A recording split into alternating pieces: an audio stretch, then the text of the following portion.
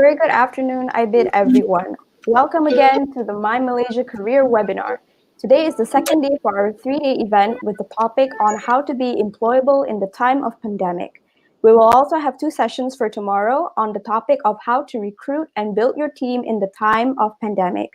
Before we officially begin our event, I would like to start off by thanking all of our audience, whether you're watching on Facebook Live or on our SME Fair official website. Please scan this QR code that's showing on the right side of your screen right now, which will lead you to a Google form. Once there, please choose check-in and fill in the details so we know you're taking part in our events. So again, just scan the QR code, click check-in, and fill in the form.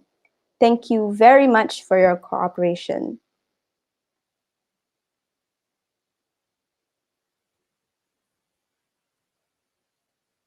On behalf of the joint organizers, Chilik Wang, Money Compass Media, Max Capital Management, Malaysia Literacy in Financial Education Association, and You Learn Money, I would like to wish a warm welcome to our respected guests, speakers, ladies and gentlemen.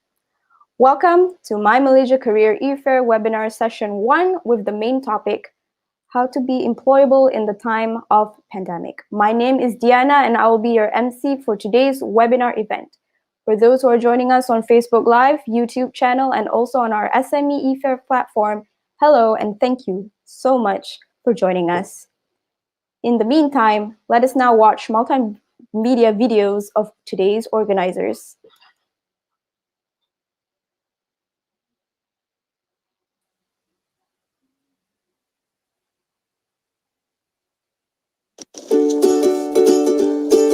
Papa, can I have a new bicycle, please? Wash my car. Oh my god. Pa, you've always been tough on me, but I know deep down you cared. You have pushed me to be the best and taught me that being the best has its rewards. And of course, there were times when I felt that I have let you down. But you taught me that great effort is what is important in life. I know that you are a very caring and loving father. You have tried your best to provide for us.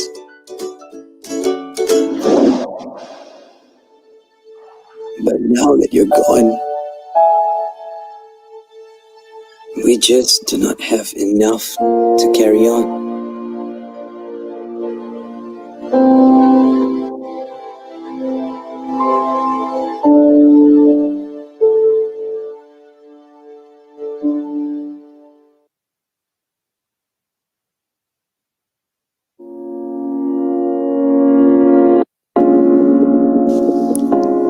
During these uncertain times, it is hard for us to get back our normal lives. Cases of bankruptcy and high cost of living are on the rise.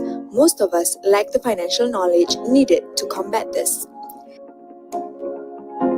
To date, there are more than 300,000 cases of bankruptcy in Malaysia. 40% of millennials admitted to spending more than what they can afford. With these ongoing problems, how is your financial plan working out? Financial literacy is what you need to achieve your financial goals and financial freedom. Introducing You Learn Money, an online learning platform made specially for your financial needs. What is You Learn Money? You Learn Money is the most comprehensive and credible online financial education platform in Malaysia that will guide you to gain personal financial success. Everyone is welcome to become a part of the You Learn Money learning community, whether it is for educational purposes or for self-improvement. By learning through videos, live webinar, and online mentoring with our credible financial coaches, you'll get back on your financial track in no time. Enrich your financial literacy with our 4 main market segments: high school, college, university students, household professionals, and SMEs entrepreneurship. Learn how to manage, maximize, and multiply your finance today with You Learn Money. Log on to youlearnmoney.com and become a learner now.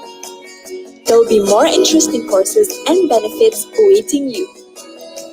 Hashtag Let's Elevate Our Financial Literacy Together. Now, I would like to call upon Amy Xiao the CEO of Money Compass and the founding chairman of My Life Association, to say a few introductory words. Please welcome. Hi, thanks Diana, and welcome our two very distinguished speakers, Dr. Keith and Dr. Oliver. And both of them are my old friends for almost 10 years. I'm grateful that also we have the great honor to have both of them to speak with us today. So now being as the organizing director and also the moderator of today's session, I would like to give some simple introductions about both of our guests today. First, I would like to introduce Dr. Kit Ng. Dr. Kit Ng is a principal consultant of AE Consulting. She has over 30 years of corporate experience, of which half of it is in management, human resource, and consulting. She was with one of the top international consulting firms and currently is an independent associate with Korn Ferry, as well as a principal consultant of her own consulting firm. She is passionate in talent management, talent assessment, learning and development. She is an expert in helping organizations build talent pool, carry out due diligence in talent acquisition, organizations design to optimize manpower and talent fit for role. Leadership and learning is another of her passion, where she developed talent to be CEO and experts in their respective fields. She also helps organizations design and execute rewards management and performance management. Strategically ensure they are aligned to talent management. Dr. Kit speaks and writes Japanese. She obtains a PhD in adult education from University of Georgia, USA, and master's degree in adult education from University of Hiroshima, Japan. So today she brought to us a very interesting sharing with the topic of forget about your resume.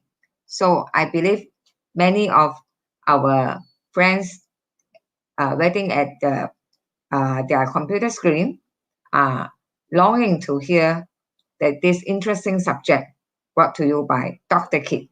Let us give her a big virtual clap. Okay, let's welcome her, Dr. Kit Ng. Dr. Kit, now I pass the time to you.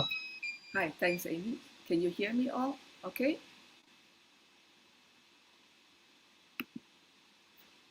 Okay, a very good afternoon to everyone. And I'm just going to share the screen as I talk here now.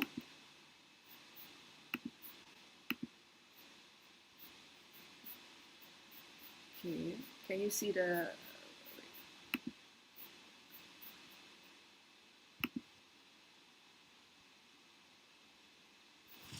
Okay. Okay. Good, you can see the screen now, Amy? Can you check for me? Yes, we can see very clear. Great.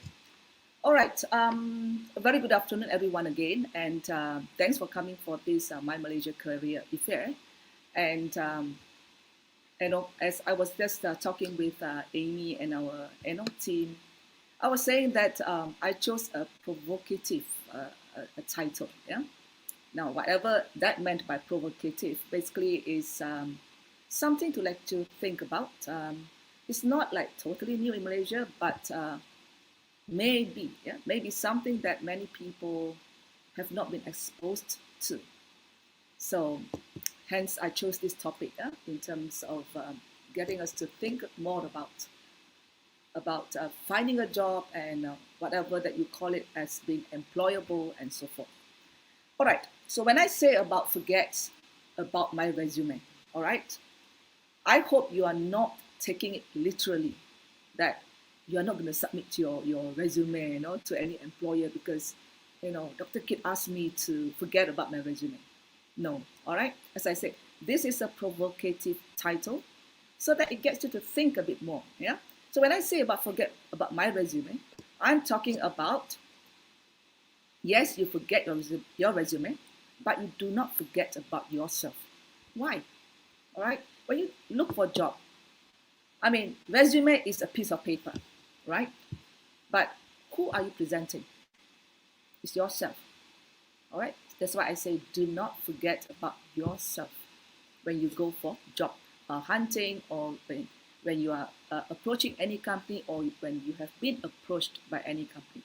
Because I believe those who are here today, either you are fresh grad, as in you know, what we call a nappy, having nappy rash, meaning that you just came up from university, you have no corporate experience, you have not done any work except maybe part time here and there. You have a bit of experience, but not like in a full immersive type, yeah, where you have been totally been in the corporate and working 9 to 5, which you also forget about that. There's no such thing 9 to 5 in Malaysia, okay?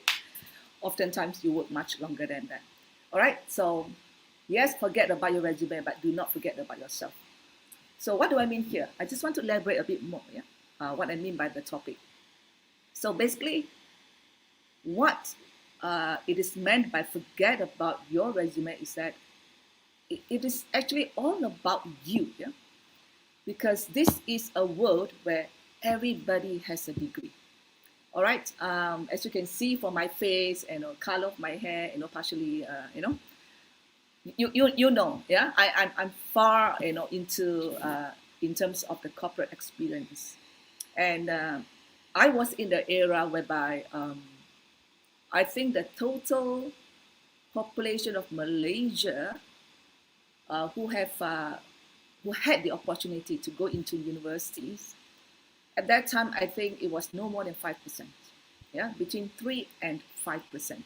But now you have the money, you can go to the university, because the education sector in Malaysia has opened up, yeah, since the 90s, where private universities started to come in, and then the twinning program, and then now the overseas universities are able to set up what we call the branch campuses around. So basically, you can have a degree from US, from UK, Australia, and whatnot, but you study all the way throughout the time in Malaysia, right? So that's the scenario. So literally, it's a world of everybody has a degree. Those who do not have a degree are basically, I would say, two groups. One is that they don't want to go to university by their own choice, because, they may want to go for the other, like, professional exam, where they work and as they study for the professional degrees and so forth. There are some like that. And the other one, it could be really those people, maybe because of financial constraint. Yeah, you still have that. So they decide to work, or to get their own money, save their own money before they go and further their studies. And of course, now because we have the PTPTN, so that is somewhat being kind of a little easier for them. But having said that, it is not free. Yeah, at the end of the day, you are having a debt on your shoulder. Yeah, your hutang on your shoulder right from the time that you embarked on your degree, right? So basically, this is the world we are in. So what does it mean then? If we are in the world about all this, everybody has a degree world. So what implication does that have to you, right? And let's look at it from the different perspective, yeah, when we talk about everybody has a world degree. So now, like what I mentioned just now, forget about your resume. Why? Because companies are looking for employees, not just degree or resume. Yeah, as I said, everybody has a degree now. So what makes you so special, right? Like Chinese may say, if you understand Cantonese, 通街都係啦, right? Everywhere on the street, you just hit, you take a stone and you hit somebody with a degree, compared to decades ago. Yeah, and essentially, what is a resume? Yeah, resume is a representation. It is a summary. Yeah, it is a summary of your achievements, right? And it's all about documentation about you. Where do you go for your further studies? Where do you study in primary school, secondary? And I guess now nobody puts that, right? Because the standard the bar has been raised, right? Last time you put your secondary and whatnot, and now nobody put that. Now people put about degree, and then even then also it goes down the resume. Unlike those days, degree will come first on the top of the resume. Now it goes down. Now what is on top is achievements, right? Whether you brag or you don't brag about it, but you put it up there. What have you done so far in your career that you want to sell that to your employer? That is what this resume is about, right? So you put it on the paper so that you can send to your prospective employer, right? And well, if they picked up, they do, right? And that also, I may come from the critical side, that the people who look through a resume sometimes may even miss it because of a lot of factors, right? Which I will cover a little bit on that later, yeah? And in this world of everybody has a degree, companies, are looking for what, what is in you that is of value add to the company. So if I'm the employer, I look at your resume, I want to see what is in this person that is written on the resume that will help in my business. That's value add, right? So essentially, that's what companies are looking for now. Yeah. And another similar or even bigger question is that, can you do the job? All right. Now, here you might think about skills only, right? But skills actually should be the easiest to pick up. But having said that, in this world, it's not necessarily. Yeah? Nowadays, in a world of everybody has a degree, sometimes you wonder, where does the degree come from? Yeah? Why the person doesn't know this? You know, I thought we studied this in university, right? Because it's when we are in a world of everybody has a degree, it can also become complicated sometimes. Literally, people just go there, and whether they learn or not is a different question, right? And the environment you are in, your personality, and even the college that you go to. So all those factors, yeah. And the next question, yeah, which is a big thing now, is that companies will be asking, are you suitable for the job? Yeah, are you suitable for the job? And do you meet my company's job requirements? This very job that you're applying, do you meet the requirements? Are you suitable for the job?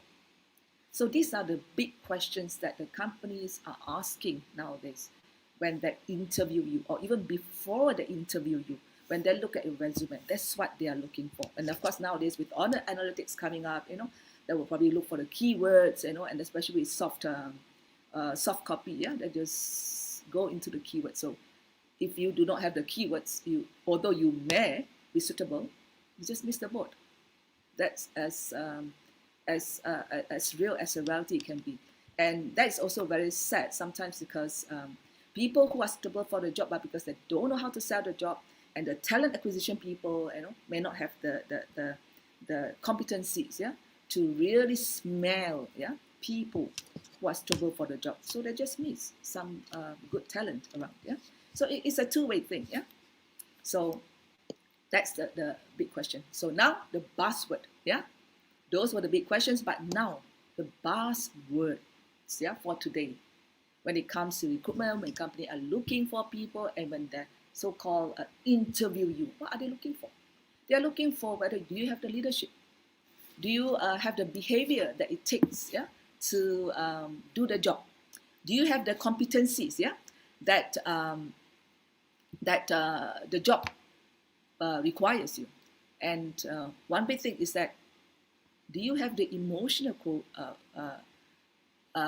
quotient, or what we call sometimes EQ, yeah, or EI, yeah, that you can that can let you do the job much more effectively compared to another person. So these are the buzzwords that the companies are looking for. Yeah. So you have to be very mindful of that, and you have to be aware of what companies are looking for when you look for jobs, and how you package, yeah, yourself or your resume. Yeah. Because as I said, resume is a document, a piece of paper for you to fill in. So you need to fill in the things that tells more about you, tells things that the jobs are looking for because they want to see whether you are suitable for the job or not. So these are the buzzwords, yeah. And when we talk about buzzwords, yeah, in a very layman terms, buzzword, what does it mean in the HR? Yeah, because when you go for a job, the HR people will interviewing you, right? Besides the respective department people in the particular area of job you are doing, yeah, they will interview as well. So we are talking about all about what we call talent assessment. Yeah.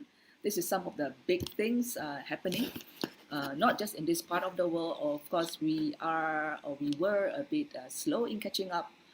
The bigger companies where they have the process system, HR system process in place, they will have this, yeah. They will have all this talent assessment system in place. But the smaller companies, either because they are not aware or because the resources, yeah, for doing talent assessment are just not there. Yeah, so those are the different factors. But it is very critical. It's very important nowadays to do talent assessment. Yeah, why? Okay, let's look. Yeah, as I mentioned, more and more companies are using actually tools. When you talk about talent assessment, they're basically using different tools. Yeah, I mean just at the picture that I'm showing here. The tools here, depending on what you're looking for, right? I mean, if you need to tighten something, you need a screwdriver, right? If you need to hammer something down, you use a hammer, right? So basically, these are the different tools that you use to assess, yeah? To do the job. But in HR, you use different tools, what we call sometimes psychometric tools, or a lot of other assessment tools, to basically assess the candidates, yeah? That is you, yeah? When they interview, to fill the vacancies of any new jobs they may have created in the company. So those are the different psychometric tools, yeah? They use to assess how suitable you are for the job. Yeah? What is the value add that you bring to the job that they will even consider to call you for the interview, yeah? Before they can, of course, employ you, yeah? So how they use the tools, yeah? Basically, the choice of the tools depends, yeah, on what they want to find out about you, and to see how well you fit into the job. Like I mentioned, you want to tighten something, use a screwdriver. You want to hammer something, use a hammer, right? And you want to cut something, you use a scissors. So the choice of tools is very important, yeah. And that is for the employee's part. But for you as an employee, yeah, at least you need to know there are different kinds of tools being used. Yeah, so the job interview session held with you basically is to find out about the competencies, the leadership behaviors that you have. As I mentioned, skills are very easy to assess. You study engineering, by right, you should have the engineering skills. But as I mentioned, the caveat just now is that not necessarily. Yeah. Now they sometimes wonder like, why this basic skill that these new people don't have? Huh? And I'm speaking from experience, yeah, because in my work I do a lot of talent assessment. Basically, I help, yeah, companies to assess, yeah, the potential candidates, not just one, candidates. They could have a few, and they need to know which among the 3 or 4 or whatever number they have identified is the most suitable one for the job. So they need certain kind of assessment, yeah. So that is where I come in, and sometimes, yeah, you wonder, yeah, whether people do have the skills set of what they have studied, yeah.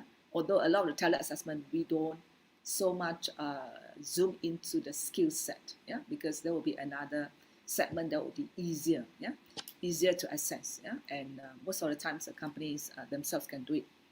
So, you might be asking why so troublesome, all this. I thought just interview. And sometimes you may be going for interview, but you may not be aware they're already using a tool to assess you during the so-called chatting session interview. All right? Because the real good tools will be something that is used without you knowing it's being used on you. All right? And that, of course, depends on also the factor of the skill of the assessor or the interviewer. Yeah. So the better the tool is, the more difficult for you to know what is it that they're trying to find out from me. I don't know. That is a good tool.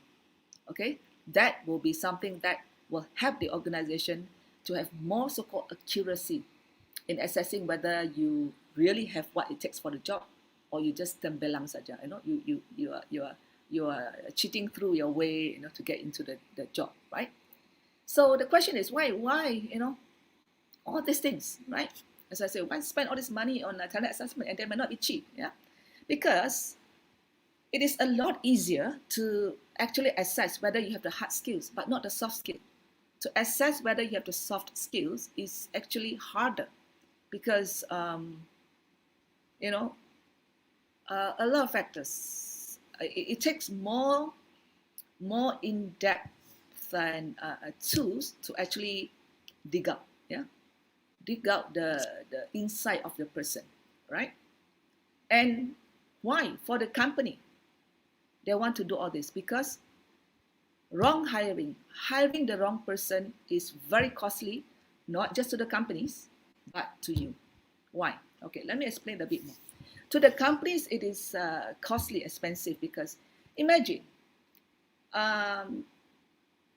let's not talk about those with higher pay, but even for some fresh graduate coming in, all right? And then you group the person, right? Because basically when you come into the job, your first 2 years is you are paid to learn, all right?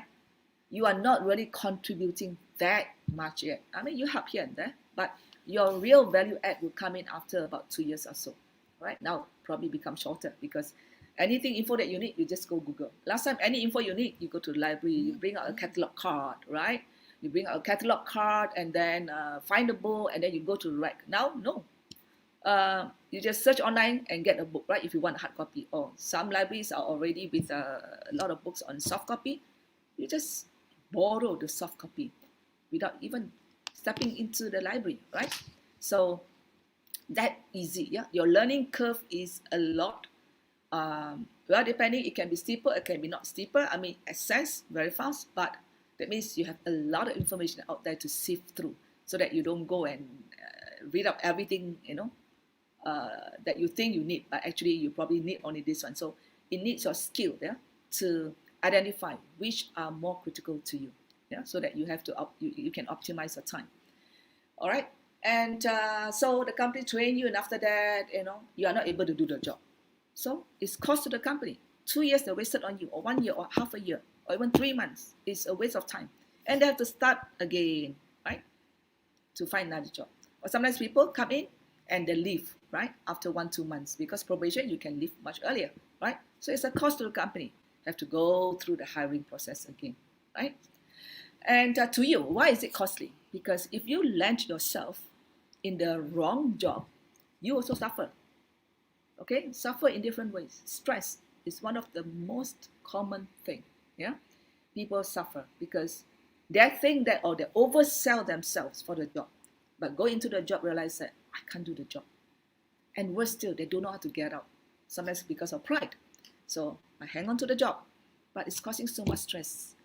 At night also you cannot sleep, or you can sleep, but actually you're not sleeping, and you wake up, you don't feel you have rested, right?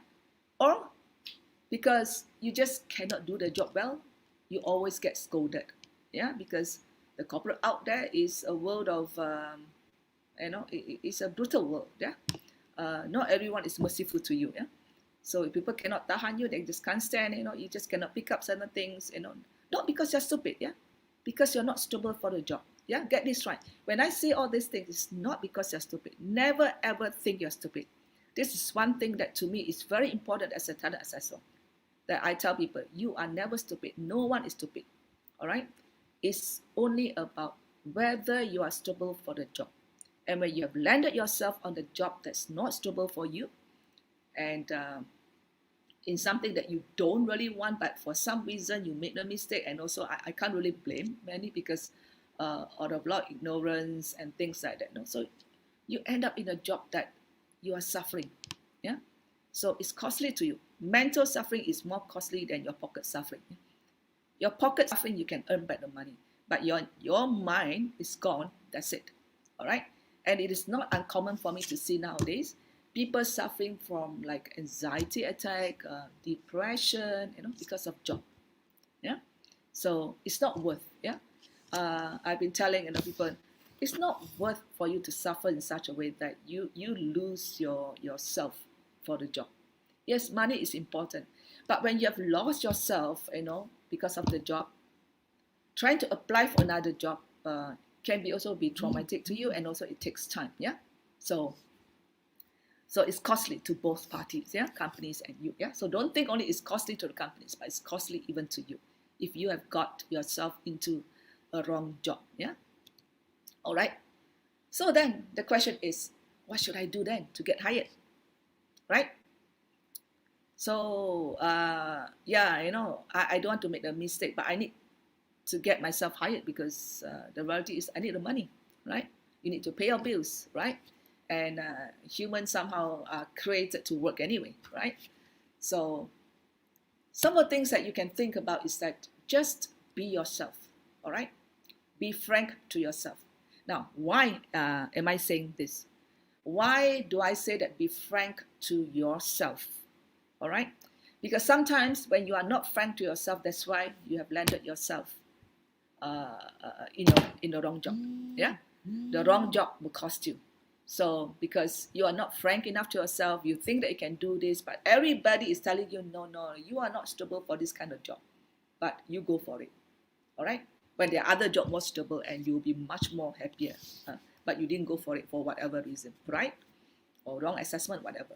All right, so when I say be yourself, be frank to yourself, what does it mean? So you yourself need to also assess your own strength and gap. Now, gap is a word that is being used, yeah, in the HR world, yeah, but basically it means weaknesses lah. Yeah, what are the things that you are bad in lah? But we're just trying to make it look and sound a bit nicer. Just say gap lah, don't say weaknesses lah. And if you notice, yeah, even my wording, I put it, assess your own strength. The word strength comes first, not gap. Because I think we are from a culture, especially the Asians, yeah, we are from a culture that we are told what is bad about us. We don't get praised by our parents, or sometimes it may even be a taboo, right? As a child, you see the child very pretty or handsome, you say, oh, pretty handsome, oh, cannot say, pantang, I mean, it's superstitious, I think. And that is being carried throughout our adulthood, right? So we only condemn people. You complain about people, but you don't see the good thing about the person. So that's why I say no one is stupid. You have your strength, just that you may not have used your strength in the right way. So focus on your strength. Yeah, what is it that you are good at, and how you can contribute to the job. Don't look at it as you just look for the job. All right, it is a career. It's your life. You spend probably the longest time at work than at home. Yeah, if you count the number of hours, I mean minus the sleep. Even then, if you add in the sleep, hours, some people, I mean, I've gone through that at times. The house is just like a hotel. Go back, take a shower, and sleep. The next day, you wake up early to go to work again. When it's a peak season, right? So, assess your own strength. Yeah, look at what is it that you have, and how you can contribute to the job, and be frank with yourself and sell that to the employers. I always believe that, if you're sincere about that, and the other party, the employers, see that, you are above the rest, yeah, in your job hunting. All right, and then when it comes to assess your strength and again, some of the tips, yeah, and some of the things that you could do, yeah, to assess yourself, especially when you don't have access to all these tools, because you can. You pay for it, and but even then, sometimes you need people to interpret a little bit for you, to see, the meaning of the assessment, yeah, outcomes or result. So, the first thing, yeah, what you could do, I would say, is like ask yourself, what do I know about myself? So, what do you know about yourself? Are you someone who is very gung ho? Someone gives you something, you will, like the Malaysians say, die, mati aku buat tu. Yeah, mati I'll do it for you. Yeah, that's my commitment to you. Are you like that? Or you could be someone, no, I don't like that kind of thing. I cannot stand, that kind of environment. I like the kind of job, where I'm able to, sell things to people, sell ideas, persuade, influence people. So what do you know about yourself? All right? How much do you know about yourself? Sometimes we may not even know who we are, all right? Because we can be in denial. You may not be someone who is very kind, but you think yourself is kind. Everybody else says you are not kind. You are so mean. And say, oh, that's the way, but this is human, this is how we live, right? So you can be in a shock sendiri, right? You know the meaning, right? Shock sendiri. You feel good. You yourself feel good, but other people don't feel good. You see that in the company sometimes. Yeah? People that work with, they think they are very good, they are very great, but everybody surrounding them suffering, but they still think they're good. There are such people in the world, in the corporate sector, right? So this is what I call shock sendiri, all right? Don't be shocked sendiri. Be frank and ask yourself, what is it that I know about myself? Who am I? To be very frank to myself, yeah? Don't be shocked sendiri. And the next question, or next thing that you can do is that, what do others say about me that I don't know? Like I mentioned earlier just now, you might think yourself kind, but other people don't think you are kind. All right, you are, this one is in your own denial, yeah? That you need to find out from others so that you are not into the shock sendiri too much. All right? Because sometimes other people can see you better than yourself. This is something that we need to acknowledge. Because sometimes, like we always say, we think it's like that, but other people don't think like that, you see. You cannot control other people's feeling. You cannot control how other people see you, because that is how they see you. You may not agree, but too bad, that is how they see you. All right? And that is how you are portraying yourself. Yeah? So this is a part that you need to check with other people, and one of the ways to check is ask people who are critical of you. People like your real friends, yeah, who don't only say nice things about you, but say real things about you, and real friends. And you can get some information from them about you yourself. Even things about like, what kind of job suitable for me, yeah? All right? And the next one is, what others, yeah, say or know about you. All right? This one you may know already, but they also say the same thing. All right? Just now that one is, they say something, but actually you don't know. They say, actually, you are not suitable for the kind of, office job, but all the while you think you are. So you don't know, right? You don't know that you are not suitable for office job. So someone told you just now. So now it's what others say about you that, that you also think, yeah, I'm actually suitable for office job. And other people will say, okay, so ngam lah. They conquer each other. What people say about you and what you know about yourself. Okay, so that is what we call ngam. I mean, it's correct lah, in a way lah, right? You have made somewhat a correct, assessment about yourself. All right. So then the final one, is that what you and other people don't know about you. This is what we call is two sides also don't know lah. They also don't know what is it that you are good at. You also don't know what is it that you're good at in doing certain jobs, or what kind of jobs is suitable for you. So it can be, So the first one, on your top left, what do you know about yourself? This is really self-seeking. Don't be shocked sendiri. Be frank, Be yourself. Ask yourself real hard question, because you are not here to feel good. You want to feel true about yourself. All right? And the next one on your right top, what others say or know about you that you don't know about. This one is the blur you. All right? Everybody knows about you, this thing. You are very hot-tempered, but you say you are not hot-tempered. You are in your blur sotong, or denial stage, right? And then another one, what others say or know about you that you also know about yourself. This is like, the aha moment, right, I told you you're like that, right? Yolo, I also think I'm like that, you see? So they concur, right? So you need to know this information, at least you know, okay, I'm not shocked sendiri, I'm not blur, all right? And the last one is you don't know. until you're found out. And other people also don't know what kind of job is suitable for you, what kind of your other aspect of your personality that sometimes you are also, in a blind spot. Like you when drive, right? Certain angle, a motorbike especially comes beside you, you cannot see one. That's a blind spot. All of us have that. So that is why all this assessment, if you use tools and things like that, they'll be able to help you, to even, what do I call it, kind of like dig out a bit more about yourself, So it's like, really, I'm like that. Now only I know. You see, that is the kind of moment, for what we call what you and others don't know about you, and finally you found out. All right. So you need, to go through all this, ask yourself very frank question, in order to prepare your resume and even to search for the kind of job, that you want, whether you're a fresh grad or you're already mid-career, switching career is possible, it is not uncommon at all, right? And you see a lot of entrepreneurs that started late, 50s, 60s, it's actually switching career, right? Just like in the form of entrepreneurship, right? So then what should you do? My final advice is tweak yourself. No one is perfect, because as I say, companies are looking for the soft skill in you. And if you don't have the soft skill in you, like leadership, do something about it, especially when you have the potential. All right, some people are the hidden gem or the unpolished gem, like a diamond, not yet polished and cut. So you need, to do that. All right, but in some areas, I'm coming from the professional,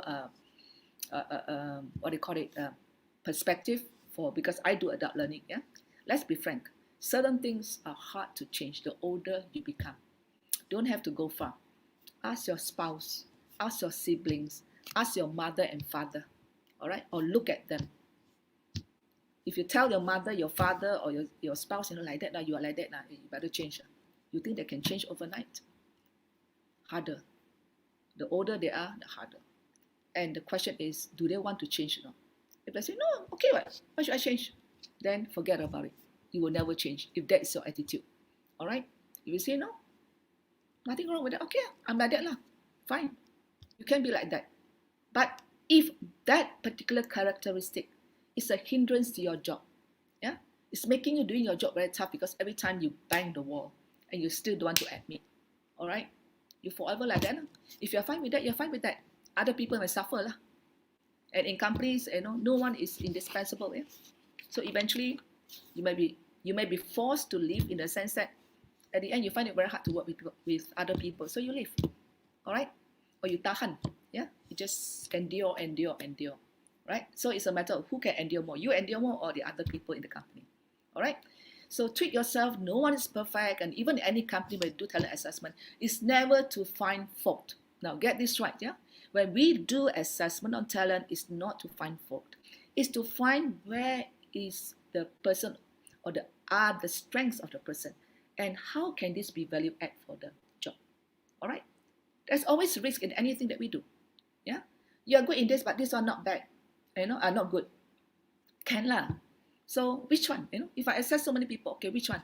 All also got strengths and weaknesses, but which one fits the most? So treat yourself. No one's perfect. You learn throughout your life, because self-development and learning is a lifelong process. In your job, you are actually learning something through your job. Not necessarily, you learn through classroom. You learn through, some very formal degree or diploma program. No. Those are a bit of the informal way of learning, right? There are many ways of learning, but the formal, informal, informal, and so forth, which I'm not going to get into that long lecture. You will fall asleep, right? So the key is, when you, personally have become better, you will be better at your job, and you'll be happier. So it's a win-win situation for your company and for yourself. So I'm sure you never go out and look for a job where you suffer.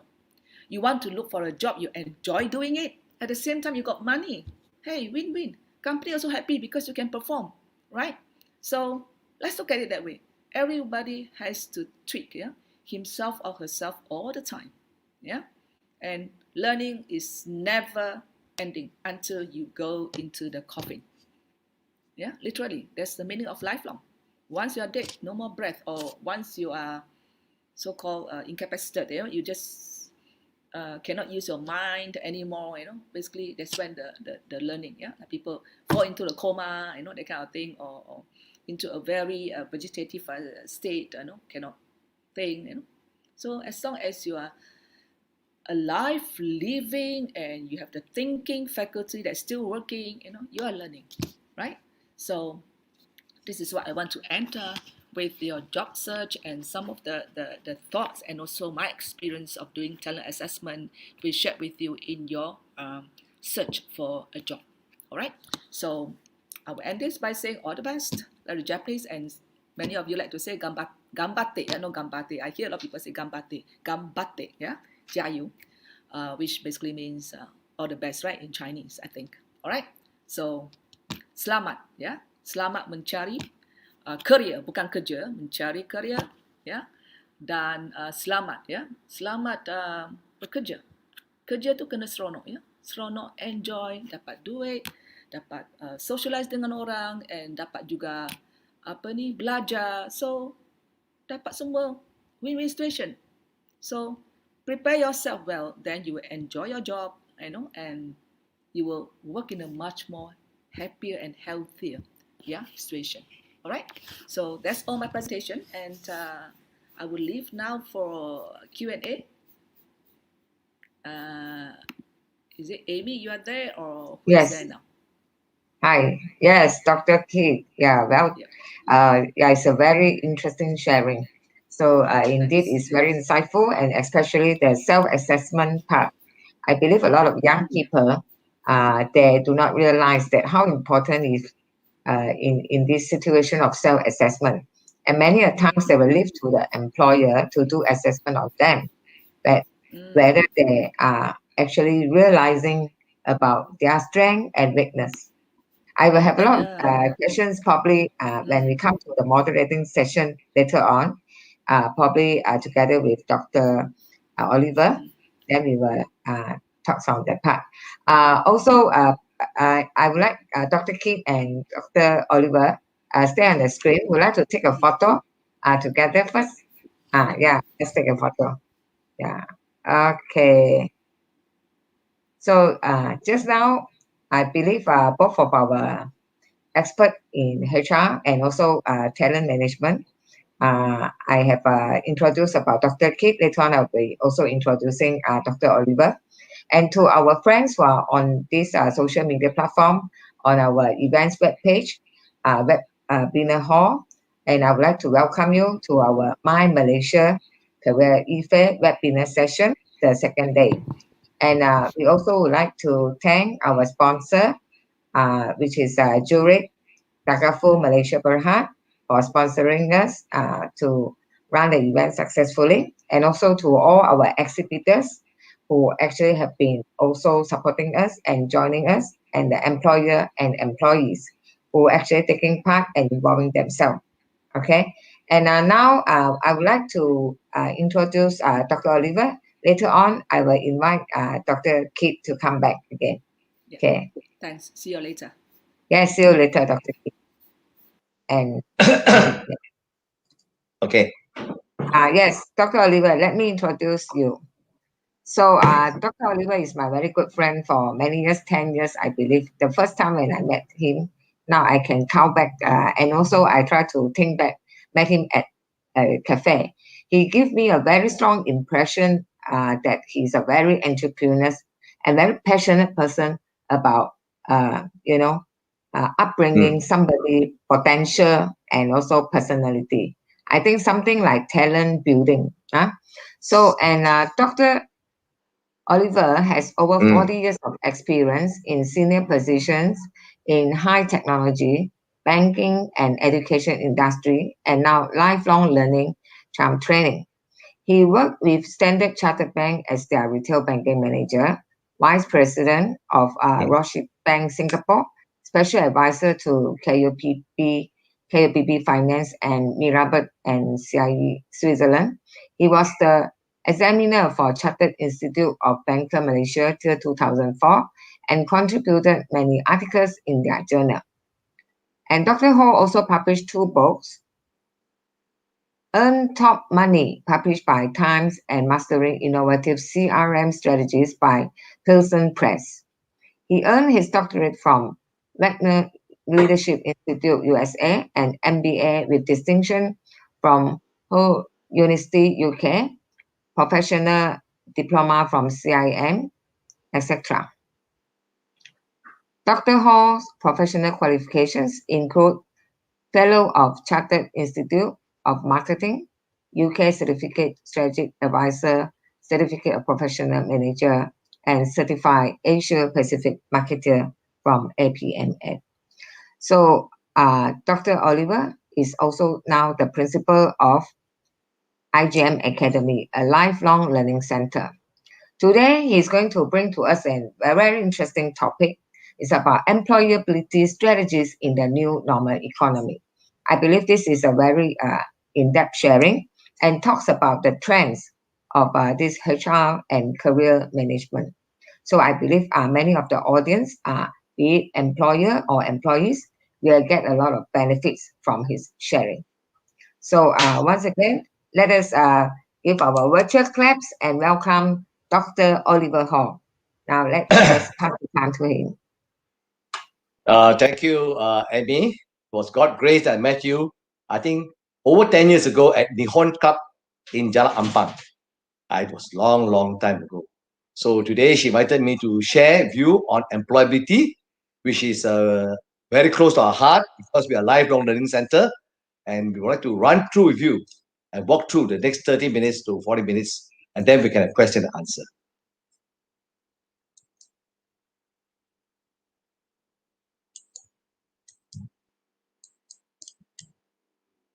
Okay, can you see that? Okay, can everybody see this? Hello? Okay, employability 2020. This is a subject that's a favorite among all job seekers and even employers. Today is the dawn of a new era. Everybody is waiting to get a better job, if not a new job. And you can see that thanks to our sponsors at Bunny Compass, we're here to share with you what you as an individual can empower yourself and also can enlighten yourself in this very challenging scenario. Which corona disrupted the world? There are two corona down there. The white car is a Toyota Corona, was the master leader of the medium class segment in the 70 and 80. Then we have the Corona Extra, which those go to the pub and disco will be very aware of. But what is the Corona that disrupted the whole world? All of us know is the middle one, the COVID virus, right? Now, the COVID-19 is not only a tsunami, it's also a pandemic in terms of the economics of the whole world. Unlike a tsunami, which happened in Japan, for example, is localized in Fushikira, a certain place, or Aceh in Indonesia. This tsunami of COVID, a pandemic, almost every country in the world is affected. And the working population, as well as business, has suffered some setbacks. All of us are aware of the MCO, CMCO, but has it changed us? Ask yourself. It has. Don't you think so? You can see on this slide that the individual, you got to take care of yourself and family and always protect yourself wearing the face mask. And some of us even wear gloves. Community, look at each other well-being. This starts the social distancing. And employer, to make sure the business function despite you have a CMCO, and also now they have embarked into remote working because they want to increase productivity when a CMCO is in effect. So in the short, we all know how to comply with the hygiene of wearing face masks, taking temperature, or writing your name and your telephone number when you go to a supermarket or retail store or a shopping complex. We have to be also very diligent that this COVID virus can affect us no matter how healthy you are. We have heard cases of young people, strong athletes, 18 to 20 plus, being affected, to the old age, So senior citizens like us who are baby boomers in the 50s, 60s are also more endangered. So the question now, let's sit back and ask ourselves, how prepared are you to support the new business trend? Just like in this picture, you see all the fishes have jumped out of the water when there's a pandemic, but one smart goldfish remained behind in the boat. The others are still jumping around seeking greener pasture. Right? Now, let me ask you a question. Can anybody reflect how many people are unemployed or retrenched since February this year to October? Think about it before I show you the next slide. 100,000, 200,000, 300,000, 400,000, 500,000. Ladies and gentlemen, the shocking news. This is not from me. It's from the Sun newspaper on 31st of October 2020. These are all empirical evidence.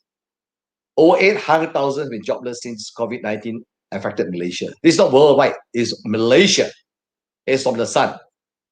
We suspect that by end November, it will be around close to 850,000 has been affected in many sectors.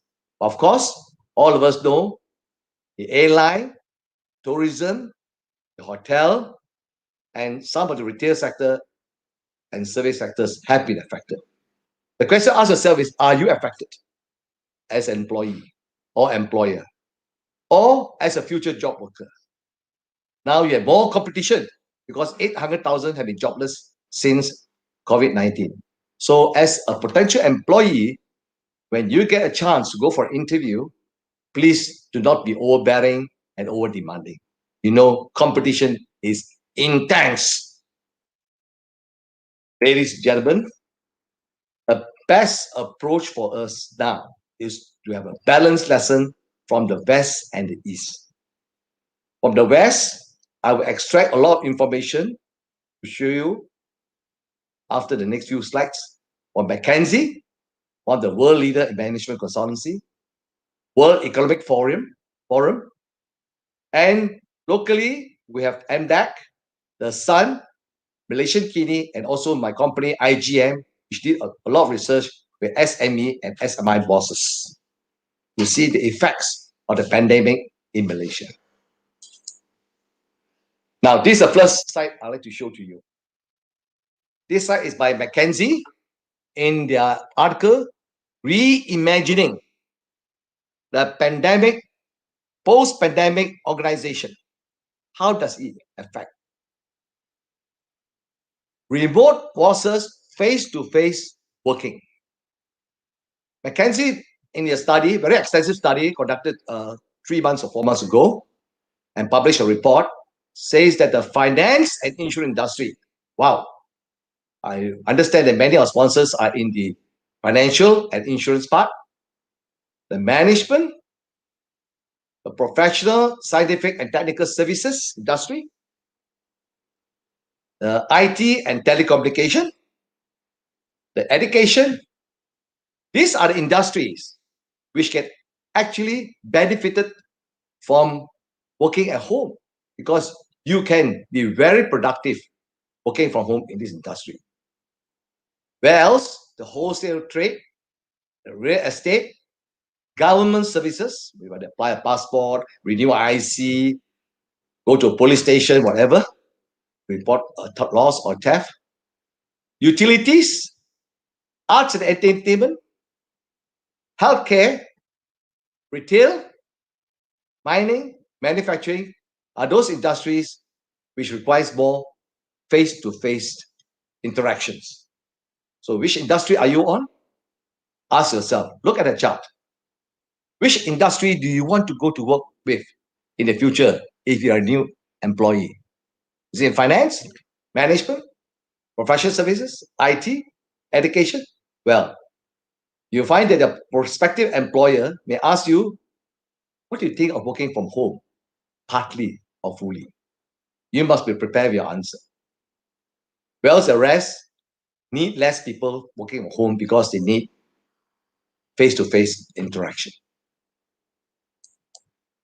McKinsey further analyzed and optimized with a hybrid virtual continuum. This is very interesting. They have put into a 6 model reflecting the mix on-site or remote working, because now everybody talking about working from home. Okay, WFH, working from home, new buzzword coming out, or working at office. Look at the first one, almost entirely on-premise. That means this kind of job is more suitable working in the offices. Hybrid models. In the hybrid model, McKinsey have found out in the studies, you can do partially remote work with a large head office, partially remote work with multiple hubs, branch office, multiple micro hubs. Your head office can be anywhere. Then the next one will be partially remote work with flex workspace. That means you can work at home or in the office. And finally, some jobs are very more suitable now, work entirely from home, work from remote offices. Now, of course, they can measure the ability to access talent.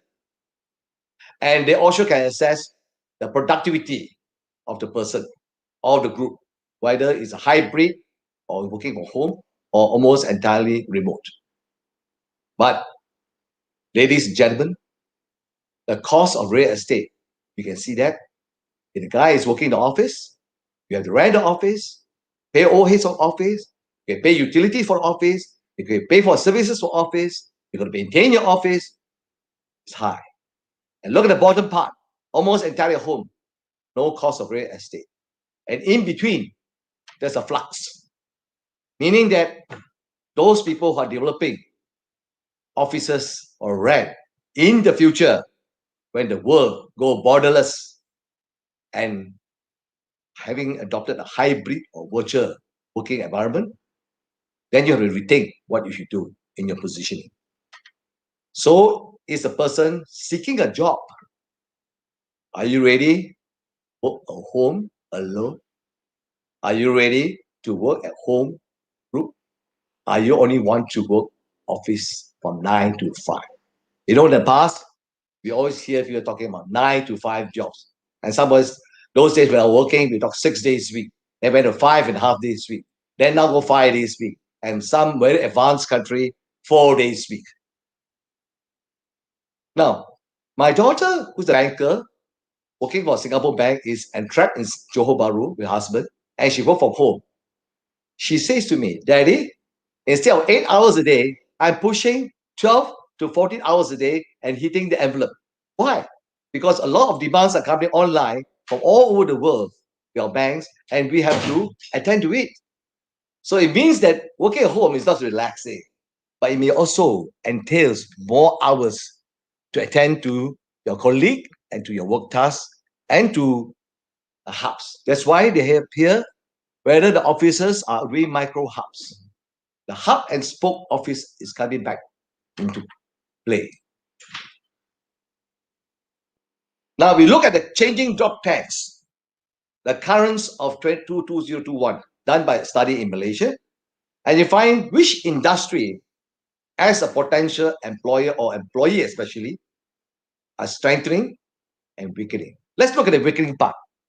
Of course, all of us know that with the MCO, CMCO, whatever CO, the aviation and travel industry by plane, going for holidays overseas, is very, very much restricted. Even I want to go and travel and visit my daughter in Johor, I can't go because of the CMCO, because I don't have any business activity in Johor. The tourism and travel industry are just badly affected. How many tour agents has packed up? And how many people working in the hotel industry also has suffered? Retail industry, my friend told me in MRCA, Malaysia Retail Association, they told me that a lot of shops in the retail can't pay the rental because if you're a CMCO and you have restricted working hours and people do not want to expose themselves to the public, the shopping spree as well as the shopping crowd has lessened much, much more. Oil and gas industry, we know that oil and gas are affected. Besides oil, petroleum prices going down, you're also saying that less cars, less buses, less motorbikes going up and down, except for Grab and the the Panda food, will use less oil and use less petrol. Investment banking. As an ex-investment banker, we know that merger and acquisition and all the sexy packaging are getting less because people are now on survival mode. It's not on great expansionary mode, unless you are in the WhatsApp business worldwide. Cinemas, my favorite. I used to go to cinema once a month, if not once every other 2 months. Now I miss the trend. I'm still waiting for my latest James Bond show. Cannot be shown the TV because it must show in the cinema first. 007. So, those working in cinema also affected, and the cinema business sector also has been very much weakened.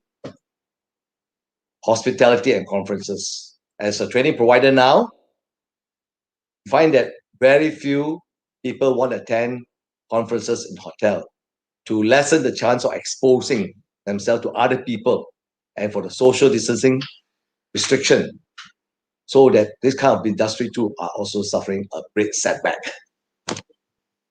Now, where are the areas which are strengthening? Well, interesting. The area strengthening are the logistic side, of course, the Panda, the Grab food. There's a huge boom. And also mini vans like Lala Movers and others to transport your goods or services or food that you like to purchase and consume at home. The video and communication technology, Zoom, for example, more laptops are being bought. And now, with e-learning at home for university students, laptop business has gone into a rise. Streaming technology, I heard that more people are ascribing to more powerful and faster Wi-Fi so that they can mitigate any of those slowdowns, Zoom, or in their movies when they want to see at home. Digital entertainment and gaming, young people like that. They're always of gaming and digital entertainment, especially they now can play worldwide, not only in their friends here in Malaysia, but worldwide. The connectivity has exposed and strengthened this sector. In education, is somewhat in between.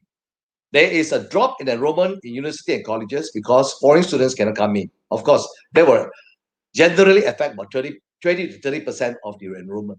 Then, of course, some local population, due to job and income problem, delay the education.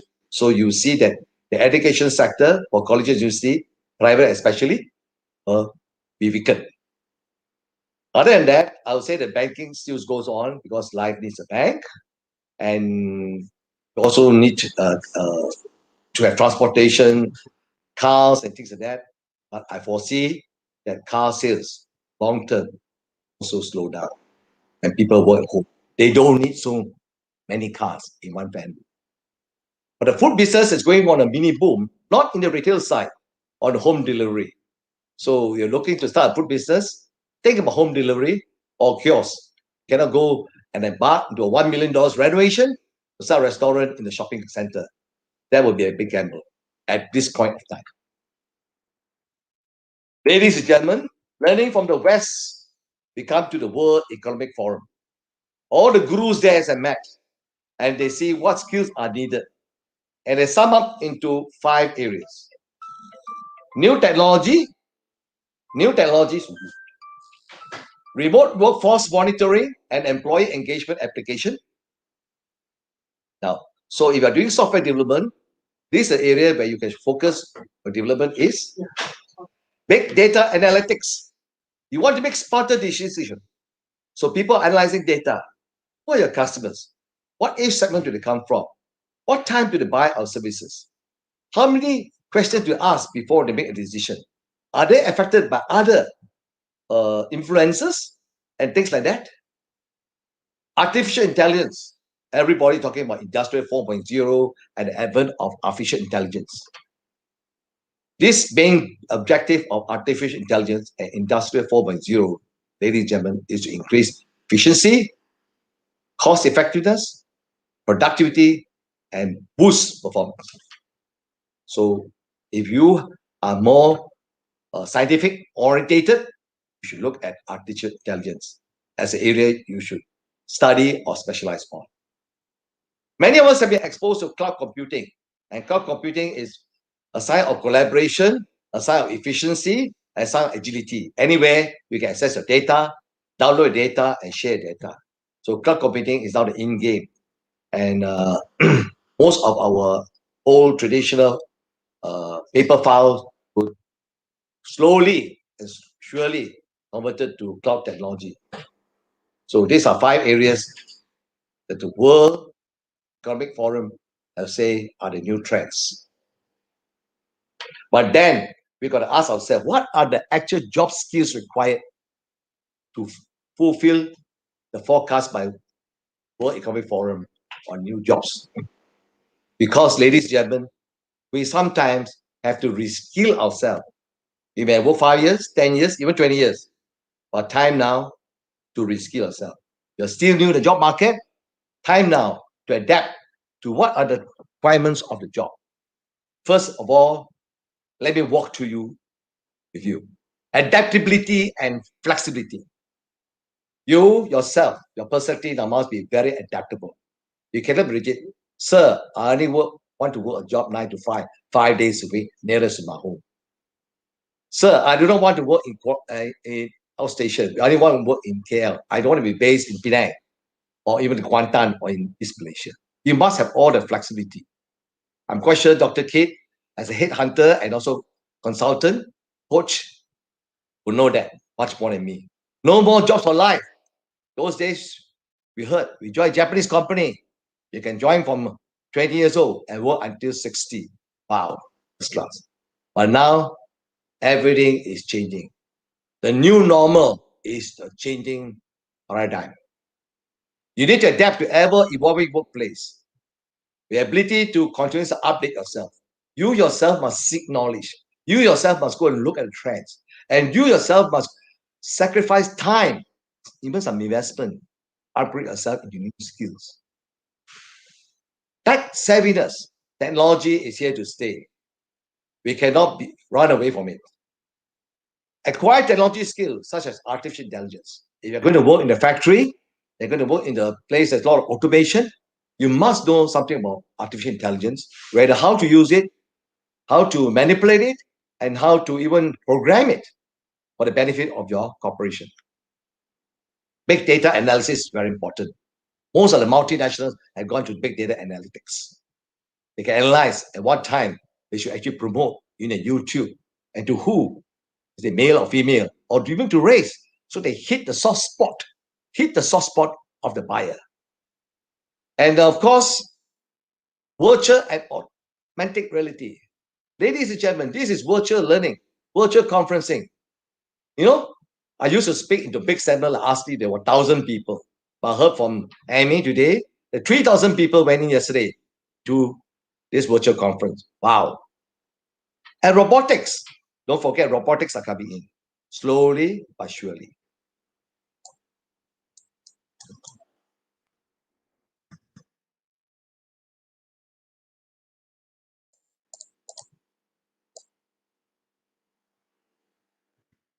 Okay. The next slide is on creativity and innovation.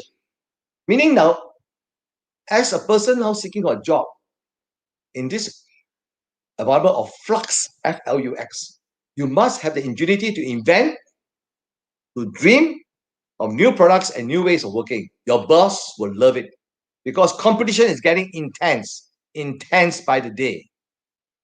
So if you're one step of the curve ahead of competitors, your business will flourish and boom. If you are 2 or 3 steps behind, you will slowly wither and die very fast now with technology. And with data literacy, you have to equip yourself to understand and make better decision making. Your boss will ask you to analyze the data. Wow, a big stack of things. So start a little bit on statistics, how to look at the curves and look at where are the soft spot after you have analyzed all the information. Today, ladies and gentlemen, we have an information overload society. When you think so, good. Another thing is critical thinking. You know, when we're doing training for all SMI, SME after doing a bank, we discover one thing. Sad to say, the truth of the story to be told, that most executive and managers in SMI, SME, I'm not talking about multinational, the managers, even the assistant managers, officers don't think. They will always ask, what's next, boss? So the boss always tells us, Lord, please help my staff to think so that I don't have to think for them. Critical thinking is very important, and you must be very objective to analyze information and dare to take the risk as a person for better decision making. Your boss is not always there, okay? And your customers wants instant a response from you within the parameters that you can make a decision. Please do so to empathize and satisfy your customer. That's very important. Digital code, digital and coding skill. These are new technologies, and if you have the aptitude, you can acquire digital skills, coding, web development. This will be very marketable to employer. I found out that for multinationals, they're looking for good people with digital and coding skills and willing to pay a lot of money. In fact, my nephew who's working for a multinational, is for 40, is earning 5-figure plus because of his powerful digital coding skills. He's only a Thai college graduate in Malaysia, but he's doing very well. Leadership, strong skills in virtual leadership. Today, we are virtual, talking to one another. Next time, when you got a job or your organization reshape itself after COVID, you got to manage people virtually. Sometimes many people say, how can we manage people virtually? You got to learn these new tricks of trade, because managing people physically, face to face, is much, much easier than virtually. You can't see a body language when talking to people on the phone or on the web. You cannot actually sense a sense of comradeship as strong as you will see in the office. So those people who are able to marshal people to collaborate virtually will be in demand. You'll be assured of that. Emotional intelligence. This had the topic going for the last 10 years plus.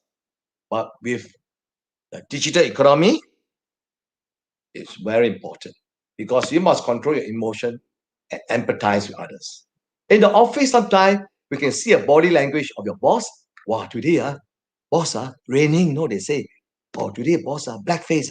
Wow, today the boss, smiley, You can see and you can react, you and your colleague, your boss. But on the digital line, on the digital working, you don't see a boss face so clear as you have done physically. So a guy with emotional intelligence will be able to do so by empathy. The empathy is very important.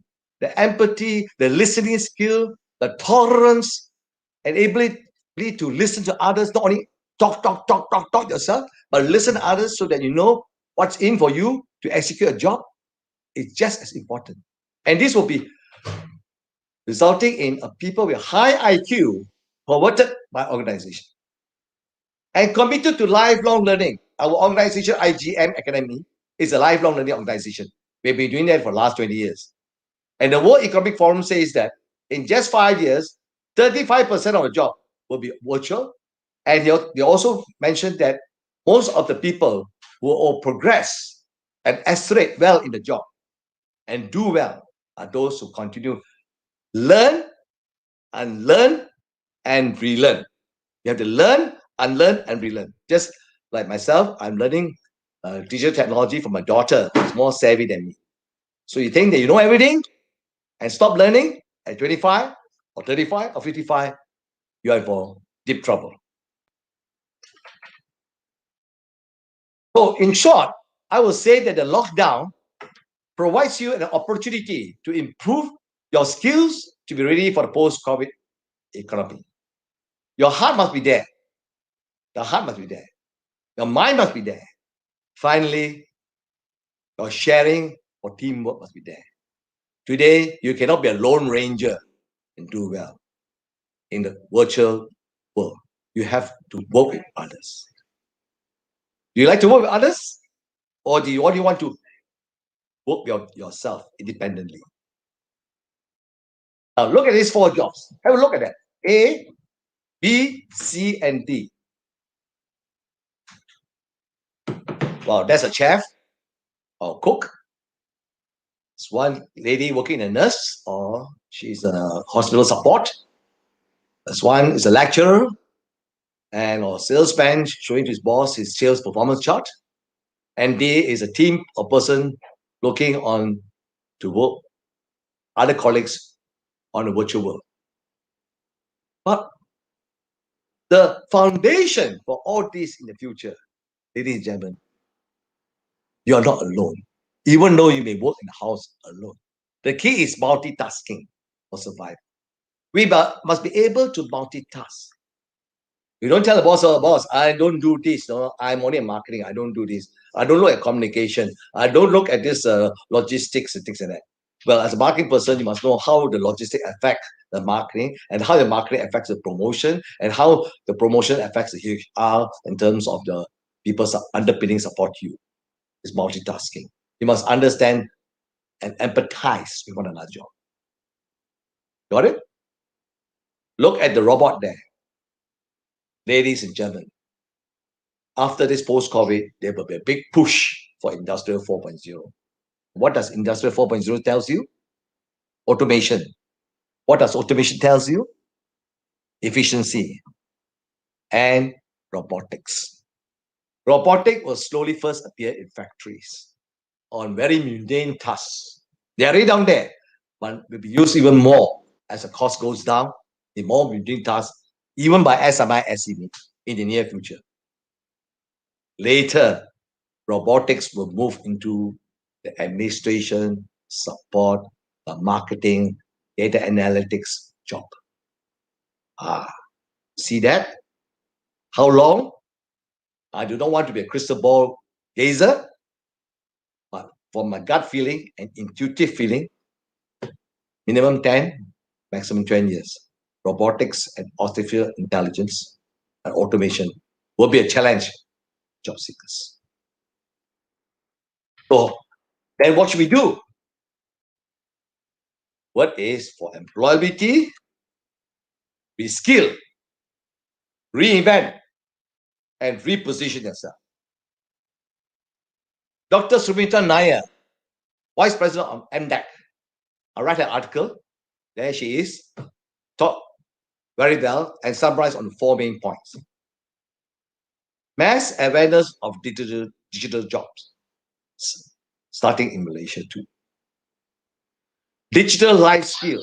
Life skill means you keep on learning. For example, I use Zoom over about 30 times, and I've been training over 30, 40, 50 hours on Zoom, others as a director of training. But I have to now learn Microsoft Teams and today Amy's new software, which I got to hang up a bit in the beginning. Can't even show my PowerPoint. So it's an example of digital life skill learning. Online learning. My daughter, who is now doing a master's degree in counseling, with Monash say is studying most of the time at home, despite we had to pay the full tuition fee. But online learning is there. So I see that she's putting more effort and pushing herself because they have to do online chat, online Zoom, online workshop, online presentation. Everything is online. And if you're not a team player in group, you find yourself being left out. So online learning is just as important when reading from book or going to a class and see a teacher face to face. Dr. Nair mentioned one more thing.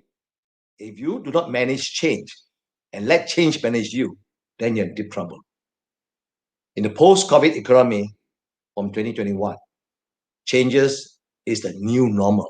It's not abnormal, new normal. Therefore, they call it the new normal. From my side, I believed you have to reinvent yourself. What do you mean by reinventing yourself?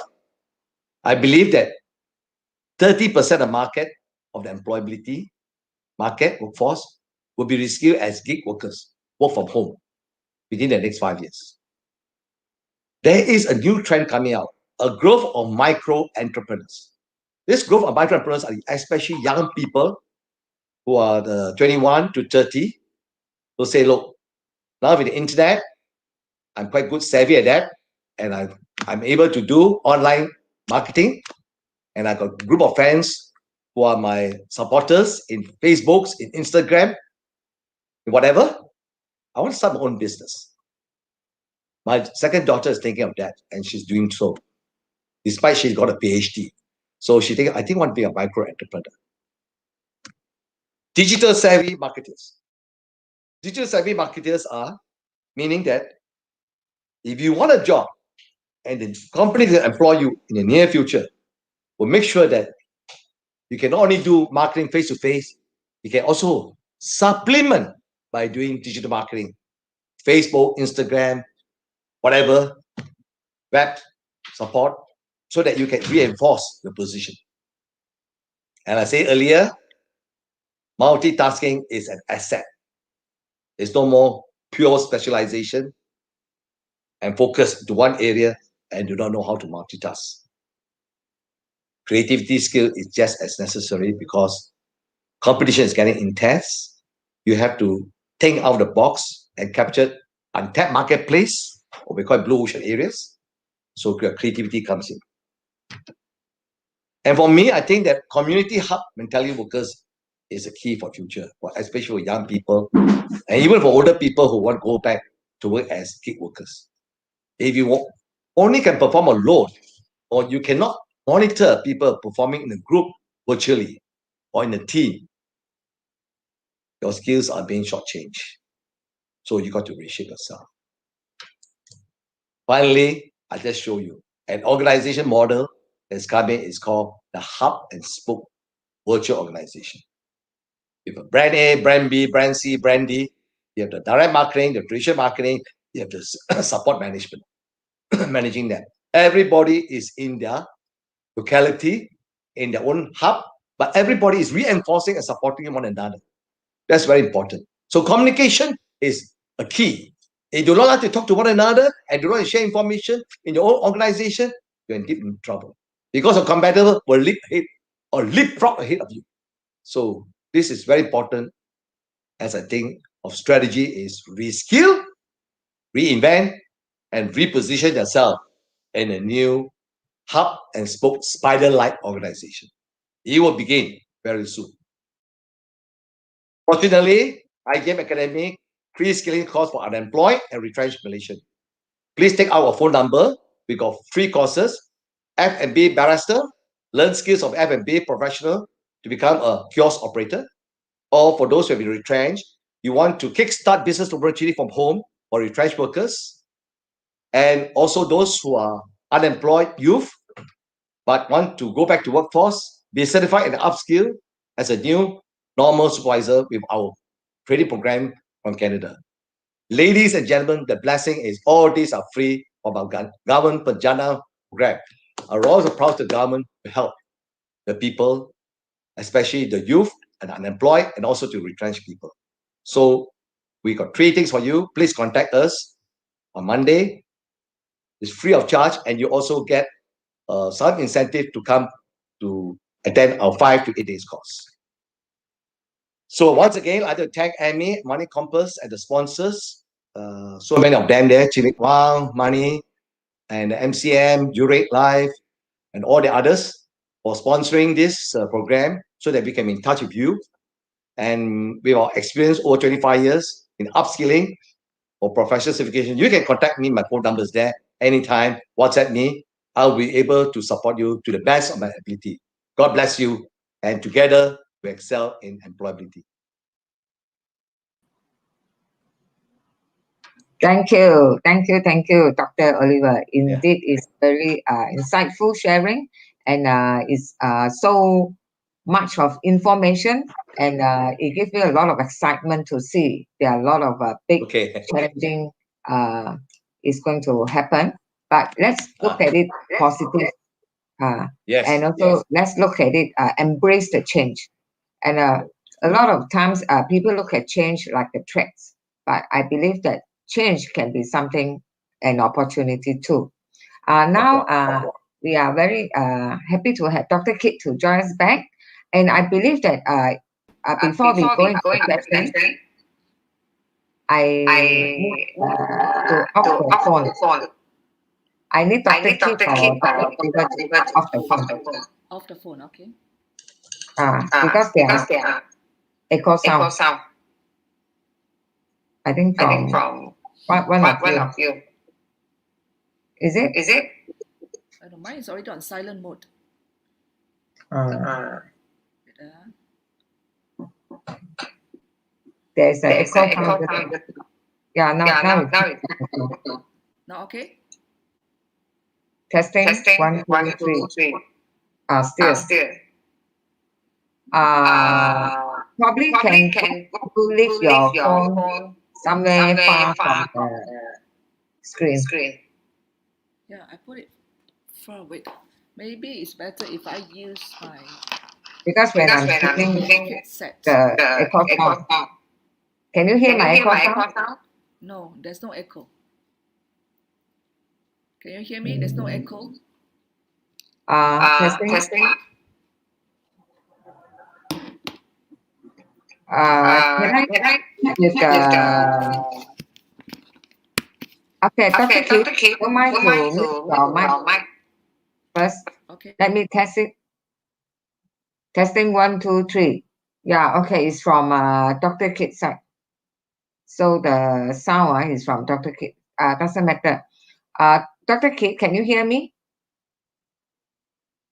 Can. Yes, I can hear you. Okay, I'm suggesting when I speak, you mute your mic. Is it better now? Are you Is it mute the same? now? Okay. Testing 1, 2, 3. Okay, now it's okay. So no more echoing. Afterwards, if echoing, you just help me to mute your mic. When you speak, then you on your mic. Okay. So now, once again, I want to thank both of our very experienced speaker. So Dr. Kim has talked about a lot about how the employee should actually assess themselves. And Dr. Oliver gave us a lot of information about the employability ages, the new challenge, and also the new opportunity. Before we go into our sessions of Q&A session, we will have a short break in the sense of with some commercial and video, and we will come back in just a few minutes. Okay, I would like to pass the time back to our MC, Diana. So meanwhile, our friends there, you can send your questions, post your questions at our social media comments, or our editors can WhatsApp the questions to us as well. Okay, then we will extend some questions to our two experts.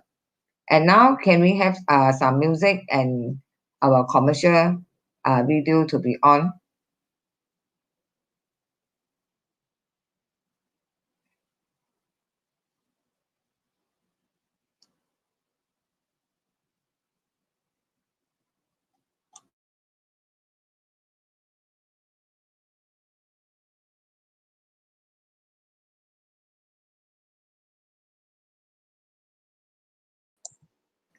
No sound.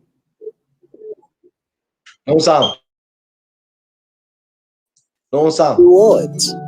And of course, there were times when I felt that I have let you down.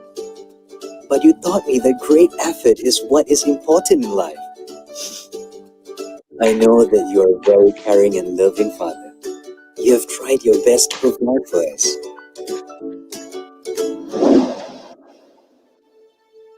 But now that you're gone, we just don't have enough to carry on.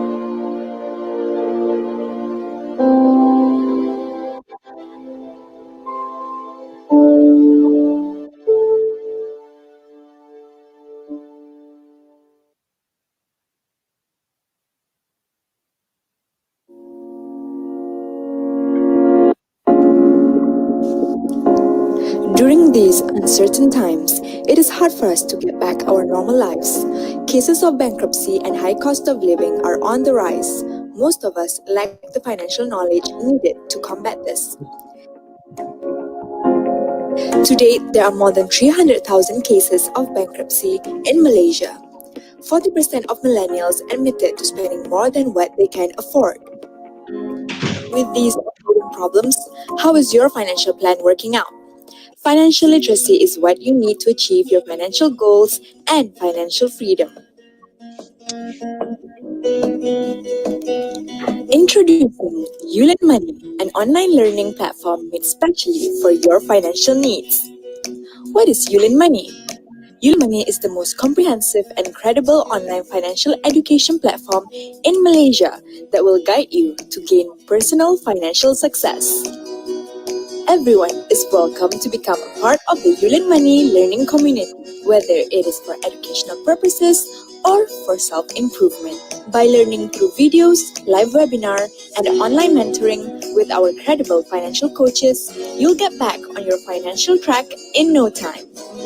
Enrich your financial literacy with our four main market segments: high school, college, university students, household professionals, and SMEs entrepreneurship. Learn how to manage, maximize, and multiply your finance today with Yulin Money. Log on to yulinmoney.com and become a learner now. There'll be more interesting courses and benefits awaiting you. Hashtag Let's Elevate Our Financial Literacy Together.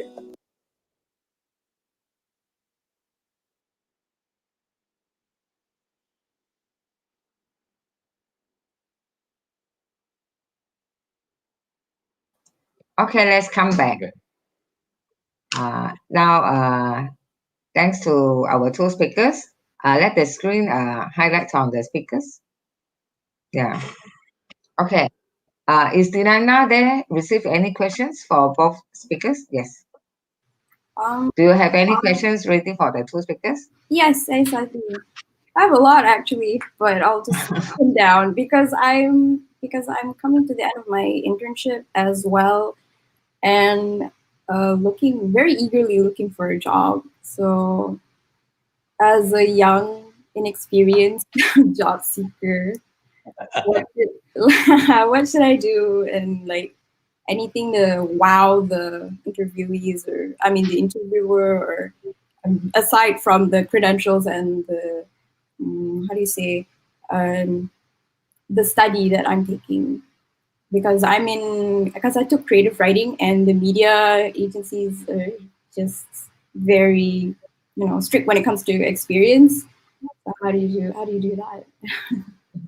So it's a case study here, and it's a real case study. So, okay, for Diana, I would like to extend her personal questions, but it's real.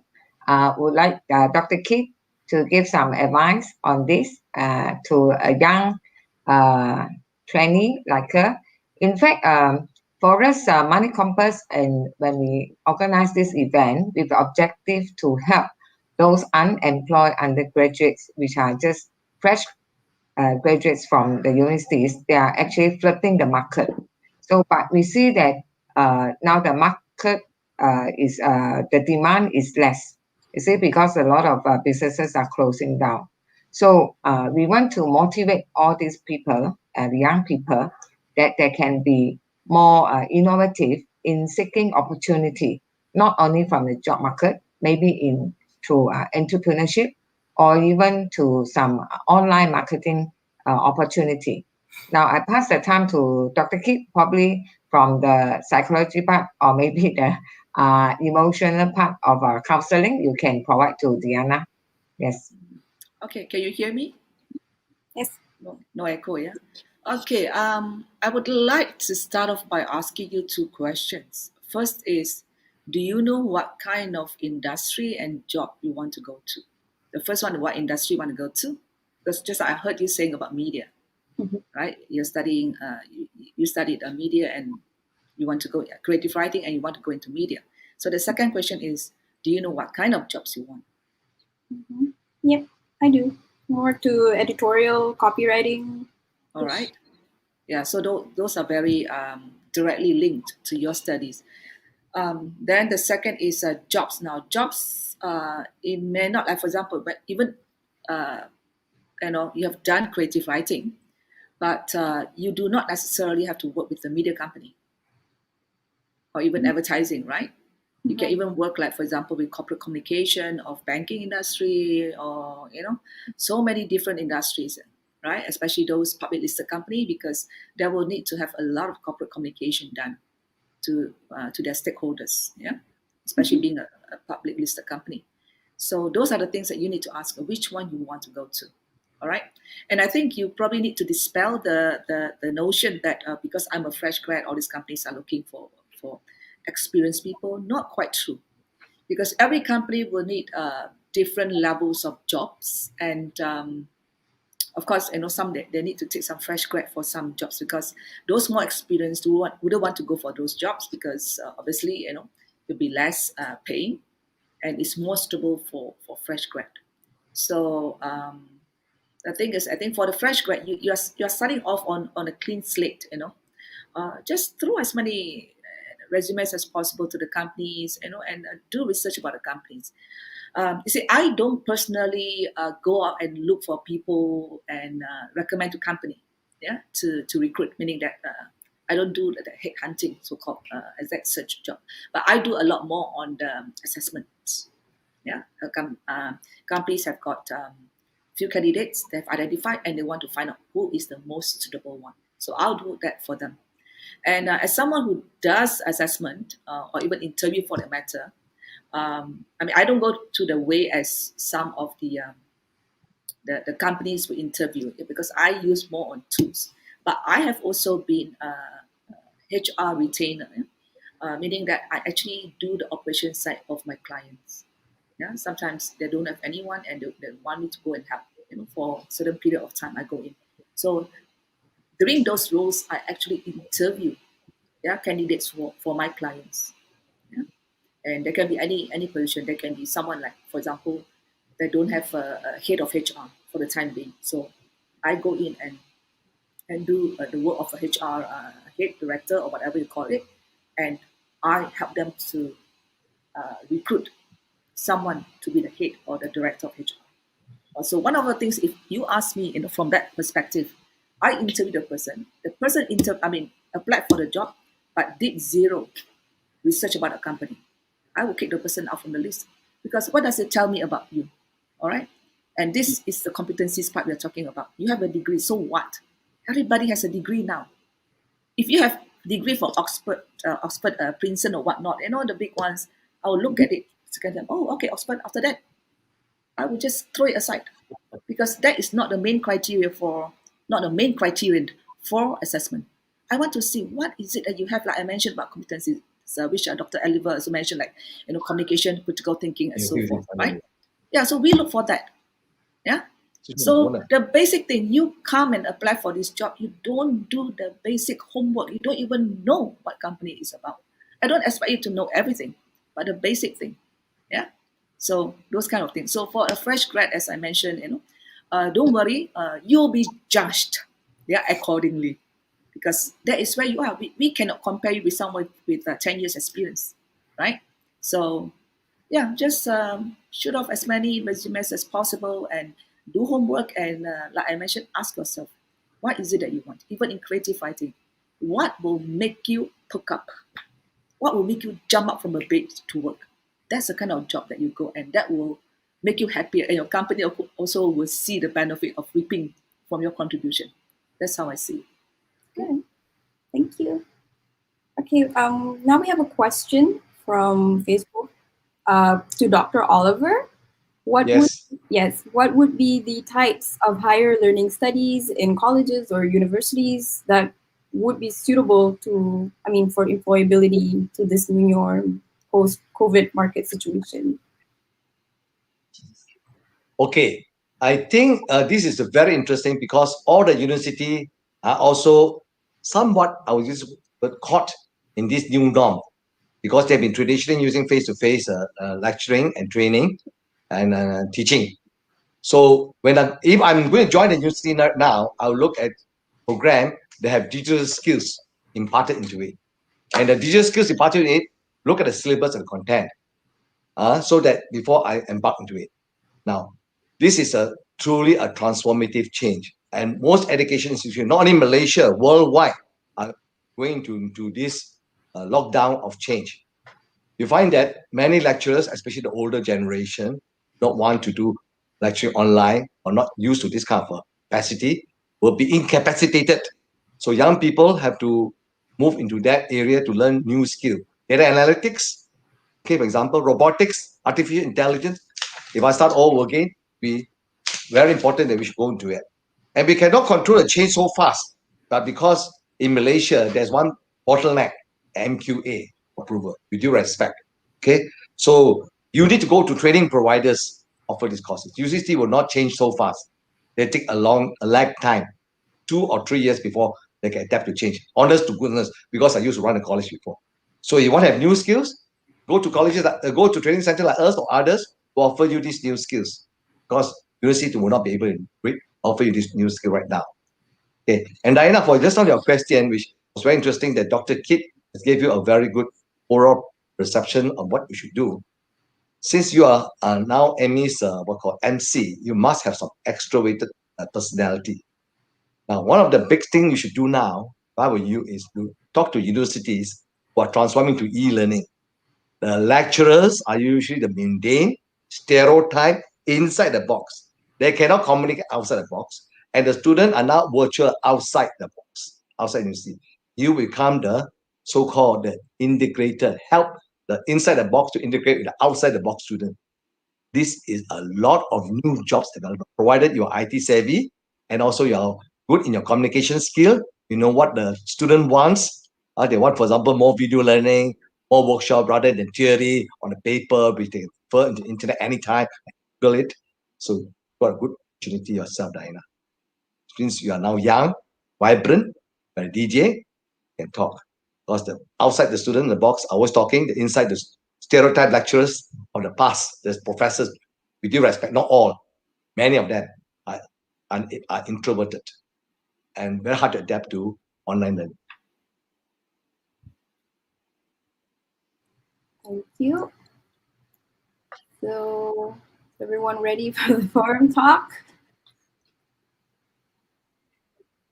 Is there any more questions from the No. social media platform?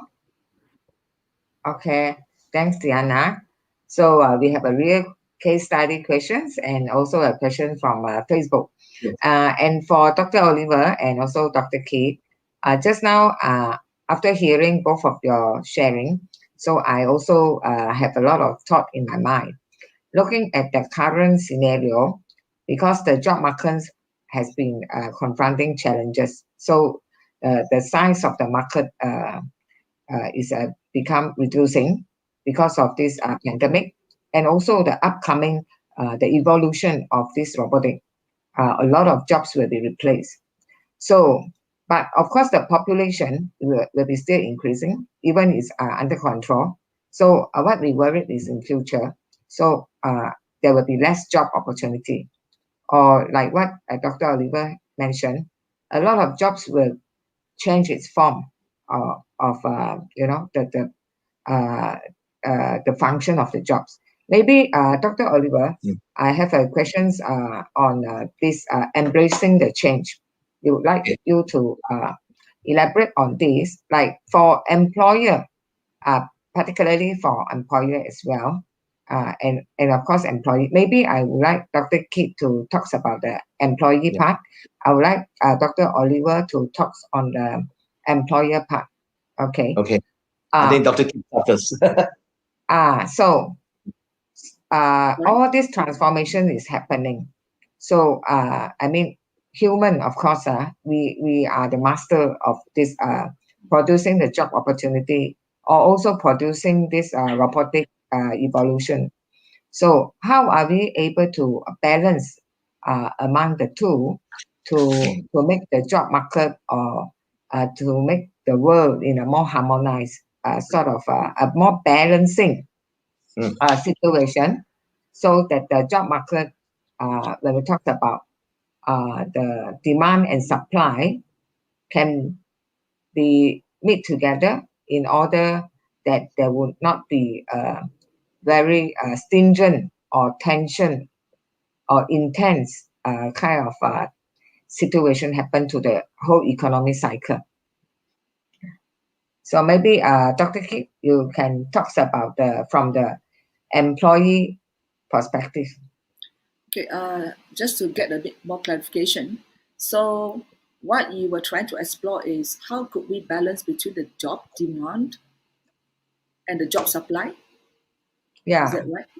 yeah, because Okay. the job demand is strong, the job supply is a lot.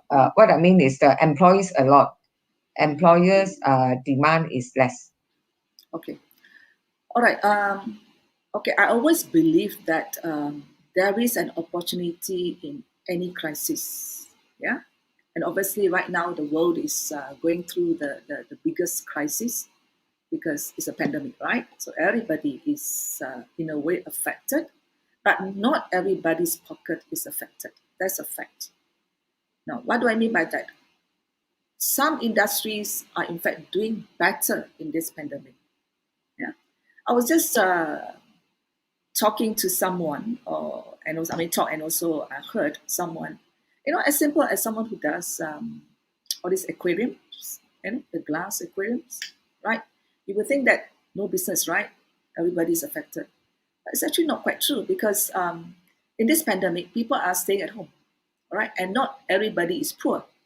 People have the money, especially those who still have their job and certain substantial amount of savings, so they can still afford.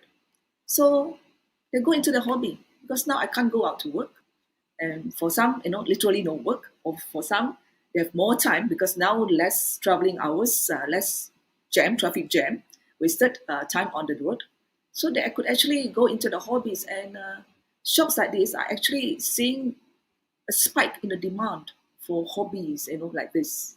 And of course, depending on industry, and like now we know Malaysia, has one of the biggest, I think the biggest glove making factory is in Malaysia.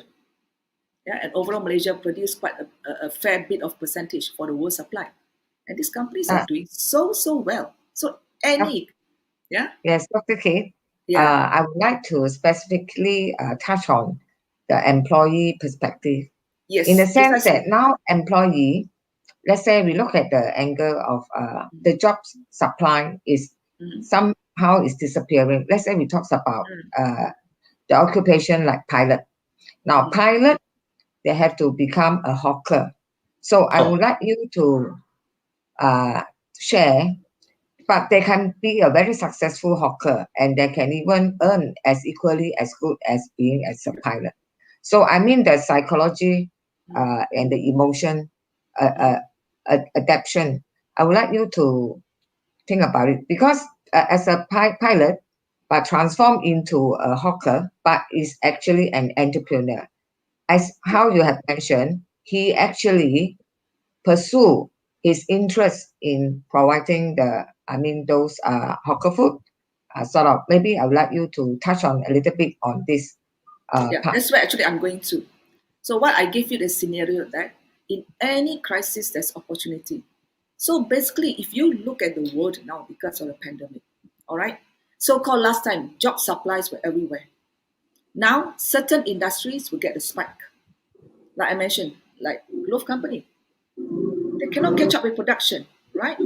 And some other health-related ones, they all spike up. But those other industry really dwindle down. So what happens? Like someone who worked in an airlines industry, so now got retrenched. So what do? There's no point you find jobs in this industry. Dr. Oliver talked about trend. This is what it's about. In any crisis, there is an opportunity. So these industries don't have jobs for you. You go to other industries, especially if you are having a job that is quite universal. Meaning, for example, if you're an accountant, all right, or someone doing accounts in a company, say, yeah, so-called airline industry, yeah, or hotel got retrenched, right? Then your job as an accountant or in accounts is applicable to different industries. They still need you. The one that are already affected are the core jobs of the affected industry. Like you mentioned, pilot. These are the core jobs. Hotels, the chef, right? The housekeeping, these are the core jobs affected. Yes. But other universal jobs are not affected. So if you look at it, it's a shift. Last time, so-called all the different industries, all equally got supply. So people go and apply. Now, no. Now shifted. Certain industry needs a lot of people. Certain industry, no, they don't need, and they need to retrench people. So you got to see, you got to treat. I mean, like the example that you gave, pilot become hawker, that is a total switch of career. But not everybody is entrepreneurial. Let's face it. Like I talk about the competencies. Some things you don't have, you cannot build overnight. Some you can because situation force you. Those are what we call critical incidents. It force you. I got no job. I got family. I got babies to feed. So what do? I cannot sit down here and cry. So I have to go and do something. So they can do. But some people, they don't have this. It's hard for them to push themselves to do it. So they are more suitable into finding other jobs in other industries, especially where they have a job that's more universal, like say accounts or maybe like customer service, and even some technical jobs that are related. In factory, your factory, in this industry may be dead, but other factories, like building things related to electrical items, internet, and all this. Even the sales of electrical items gone up. Why? Because during the pandemic, work from home, people actually bake more and cook more. So electrical items actually went up. So not necessarily, the sales go down. So I think Okay, that is where thanks. the switch lah. Yeah, Yes. that's what I meant. Okay. The shift of the sector and the industry. Yes. Thanks, Dr. Kate. And now comes back to Dr. Oliver. Would like you Yes. to share with us from the perspective of employer. So you have mentioned a lot of trends and strategies, Yes. how especially for those SME, and Mm. these are the people who are facing the tremendous challenges. So and now, and of course, for them to retrench staff which have been with them for years, so it's a painful decision. So and also they have to embrace the change and they have to learn all those digitizations in order to embrace the digital world, and that is another uh, challenges also. So and also for those who are more senior and more elderly, they need time, and also they need to depend on the younger generation. So would like you to share your opinion how to embrace this transformation and the job opportunities, and how are we going to provide a solutions on this actually.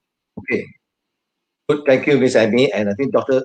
Kit had talked about the changes that's happening in terms of the perspective of the employee and employer. But they're talking about corporate side. The pandemic is a first worldwide global pandemic. It's not localized to a certain area. So in this uh, model of managing change, in case study, whether it's Harvard Business School or top consultancy, is all the old models which are not affected by pandemic. Therefore, we have the solution, so to speak. And this new one, the closest will be the McKinsey 7S, as well as the digital directive.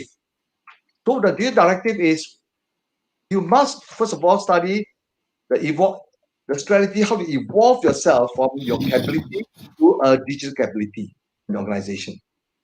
And the ethics of whether retrenching people or downsizing people comes to play. Now, most stakeholders will look at the bottom line, I'm quite sure. But at the end of the day, the employees and the buyers or the customers will look at the ethics. Hey, my friend working there, very good, no, good service, but got retrenched for what reason or another. So I talk to companies and I consult companies and say, when you're doing well, you have some reserve. In this bad time, you must go through bad time and don't get rid of all the stuff just because you want to make the profit you want to be. There's no CSR. Today, CSR is really at work. Corporate social responsibility. The asset test has worked. Now, those billion-dollar companies have been cutting off, retrenching people. It's not the right way. But of course, we need a strategy of how are we going from now, moving into the next steps that my chart shows behind, to become a more data-driven organization, and how to retrain and reskill the workers and give them a chance to take part. If those people are resistant, take part. or mentally incapacitated to not want to take part this transformation, then you can slowly pay them off. I'm sad that some companies have paid them off fast, but many of my friends who heed our advice did not do so because of ethics. The value of company is very important in this change management. Now, Miss Amy, another thing that's coming is robotics. The Industrial 4.0 push. I'm quite sure worldwide, not only Malaysia, is pushing for Industrial 4.0 for cost efficiency. Industrial 4.0, manufacturing companies hire a lot of labor, especially foreign labor, be able to reskill, cut down, and resize. End of the day, we must now be able to empower our existing staff to run the data analytics on this AI, robotics, IR processes, and we must retrain them, reskill them, and to do. Company has to invest time, money, and software, even hardware sometimes. The company has to do so. Of course, I talk to a lot of SMI, SME, they say the government, they need grant from the government. Let's see how it works now. After this budget, whether grants will be available to help on the Industrial 4.0 and action and to pave the way. Question, Ms. Amy, is what is the value of a company? Want to keep staff at times, or we just let them go, or they have a heart to be more mellow, reskill them, retrain them, so that they can cope up the new economy. Thank you, thank you. Thanks for Dr. Oliver. Both of you have been giving very good advice, which is based on very good wisdom. In the sense of Dr. Oliver also touched on the ethics part, and also Dr. Kit also talked about the emotion and how we should handle it. And I believe that one of the area that I'd like to also touch on, just now in both of your talk has mentioned, be it employer or employee, they should actually learn or relearn in this time of pandemic, whereby to invest themselves into more opportunities like those e-learning, which is even like I would like to share a little bit on our organization as an employer. Okay, we are going through a very big challenges, of course, beginning of the year. In fact, we want to planning and aiming for a big expansion in the sense of to digitize our media business and our platform. And when suddenly this MCO happened, and we transform into e-learning and platform webinar, and also we create this platform called smefair.com. And this is something interesting, is even out of our imagination. I feel like myself is a real case. I would like to make a testimony here. When people are put into a push, when they are put into a pressure, but if they're still safe, still stay positive and passionate, and you will find that creative ideas will just appear, just come up. And then you can actually, with your team, of course, a very committed team, and then come together and make these things happen. So maybe I would like to take a little bit time here, because since we have plenty of time, today we only have two speakers. We're supposed to end the session at 5. We have an hour here, but we can go for another 30 minutes from now. Maybe something we'd like to get Dr. Kit and Dr. Oliver comments also. Let's just pay a short visit to our SME e-fair and see how this can help the employer and employee. Okay, it's a platform that actually we design. This special career e-fair. Okay, let me share my screen. Yeah, okay.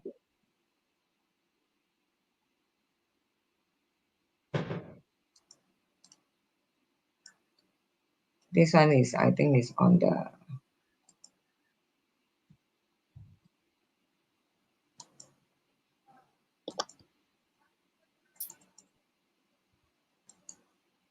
Can you see my screen? No. Now can. Can already, okay. Okay. Basically, if you can see my screen, this is the address smeefair.com.my/my Malaysia dash career dash fair. For friends who are on the Facebook and also other social media like YouTube, you can actually visit to this address. Basically, when you look at it, it's like a web page. But when you look deep into it, it's actually a very functional and interactive platform.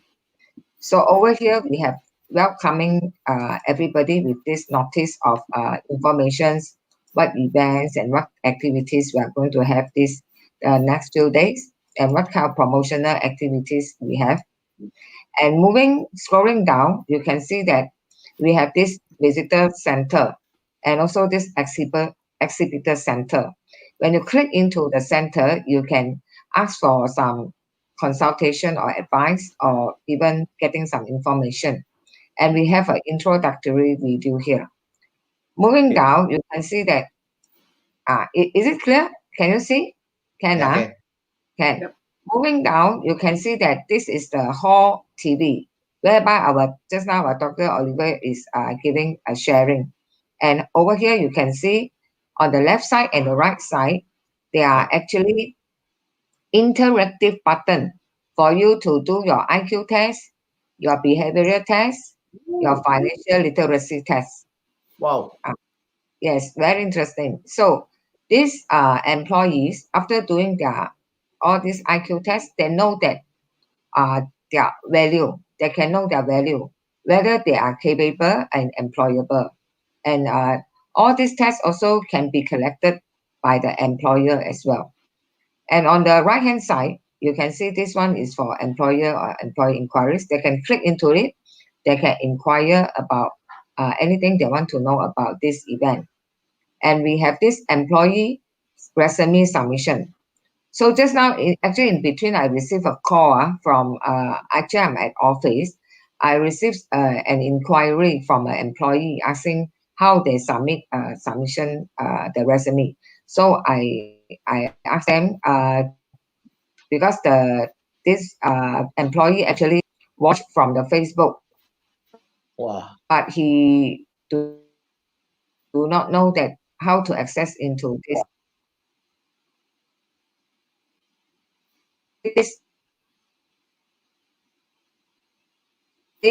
click this button to submit your resume. And today we have 500 over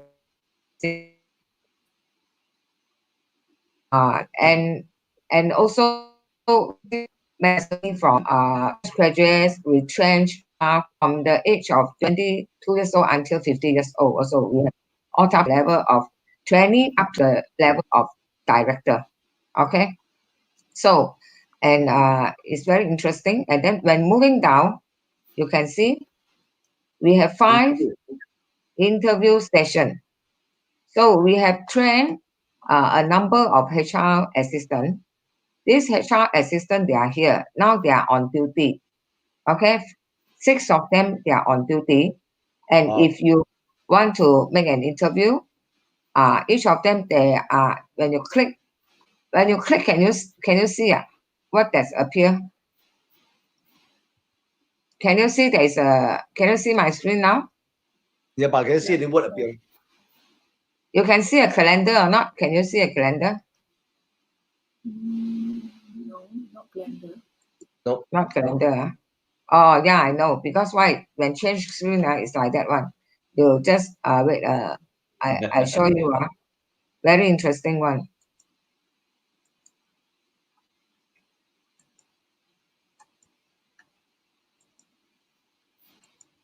Can you see this?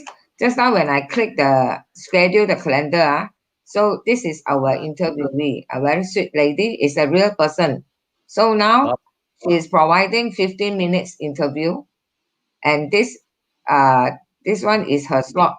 So when you open up, you see these are the slot available. Wow, very interactive. This is tomorrow. Tomorrow there are some sessions still available. Okay, so this is how it goes.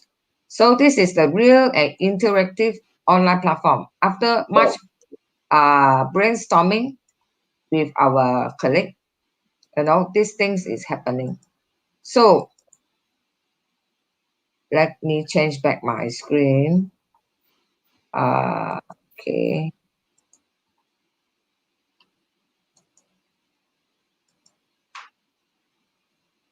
Mm-mm-mm.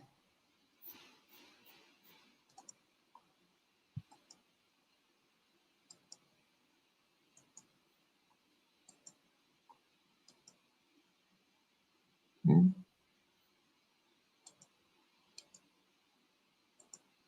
Okay, you can see the screen again. Okay, we have more interesting things behind. You can contact them also with WhatsApp. If you have any inquiries, you can click this and WhatsApp them. Said I want to interview. What you can actually ask them. And we have commercial video here for our sponsor and partners. And moving next, you can see these are the booth. These are our career e-fair. We have almost 30 booths queuing up. Wow. And if you want to know our employers, please visit them. You see, you can click their booth and then you can visit them. Let's say I just take an example. I would like to visit this booth called MCM. And Yeah. actually MCM is hiring. They have several vacancies. They are very good company. They are hiring. Wow. Now can you see the screen? No, I didn't see nothing. What happened? See, you click Okay, MCM. I have to skip shift because why the StreamYard is like that. So I stop share and do share again because it's another page. It cannot go to it automatically.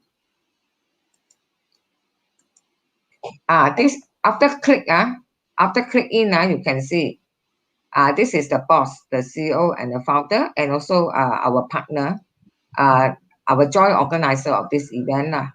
So then this talks about the company and the contact number, and also you see their open recruitment.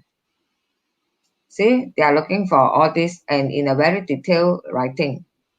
Who they are looking for: social media specialist, graphic, website, you know, and also content creator. So those who interested to apply for the job can submit their resume. Mm. So this one some introduction about the company. If you want to know more about the company, you can actually visit them. There's a link. Click this link, you can visit their company. Mm. So this is the innovative things that are happening. So that's why I would like to share. Okay, stop share. So I would like to share this to our fellow employers, SME friends, and I think we should never be giving up lah. If you have challenges, the challenges probably is a positive side. It makes us to be innovative. It makes us to think of something that we can transform.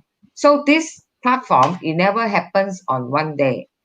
Because of not because of this pandemic, we have to develop something. We want to run events. How are we going to organize event effectively? So this is a website whereby we can do a lot of interactive. Actually, we feel so exciting with my team that actually make this happen.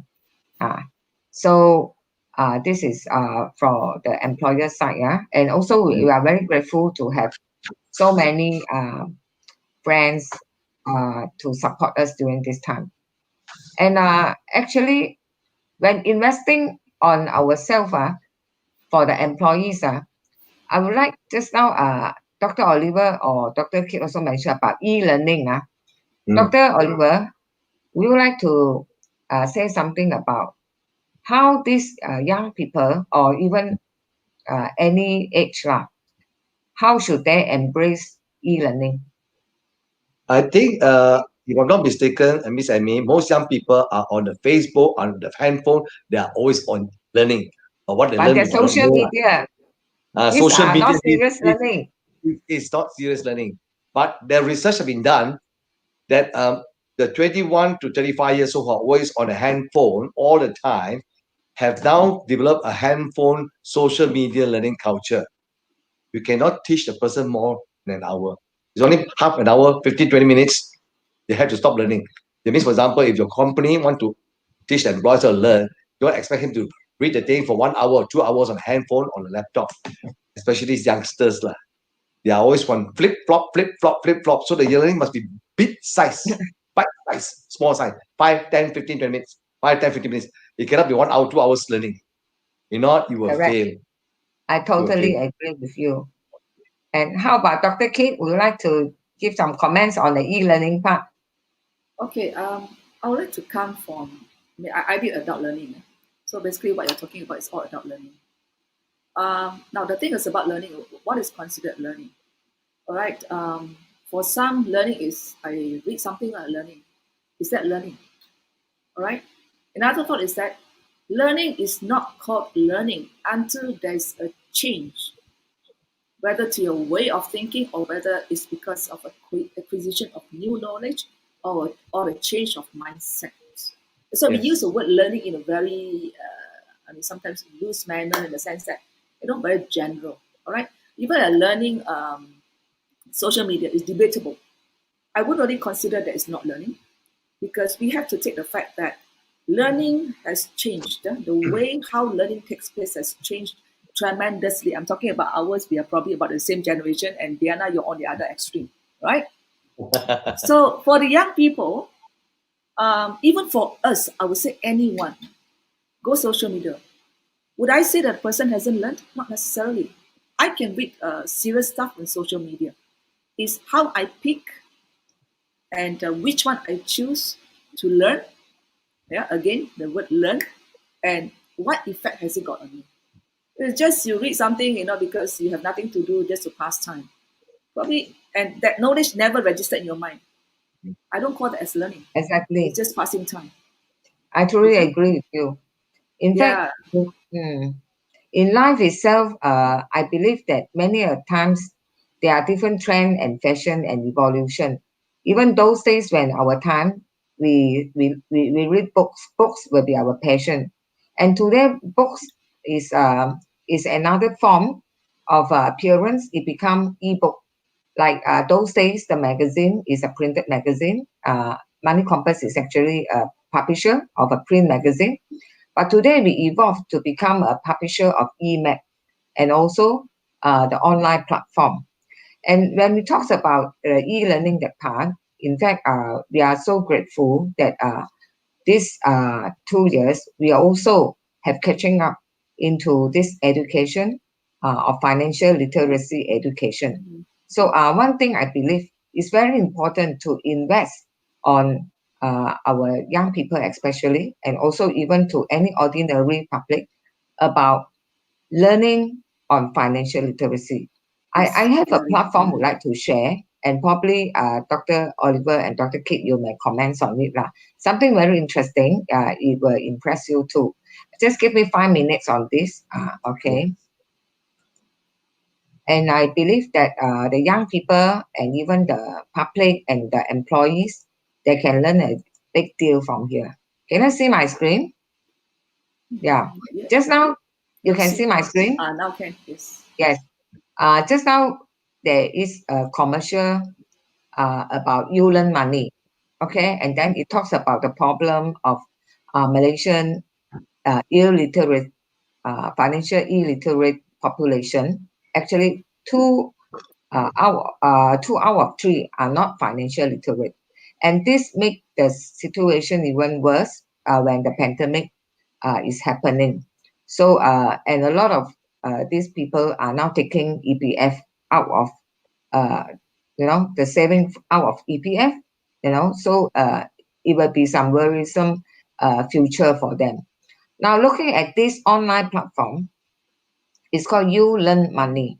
So it's also a new startup by Money Compass.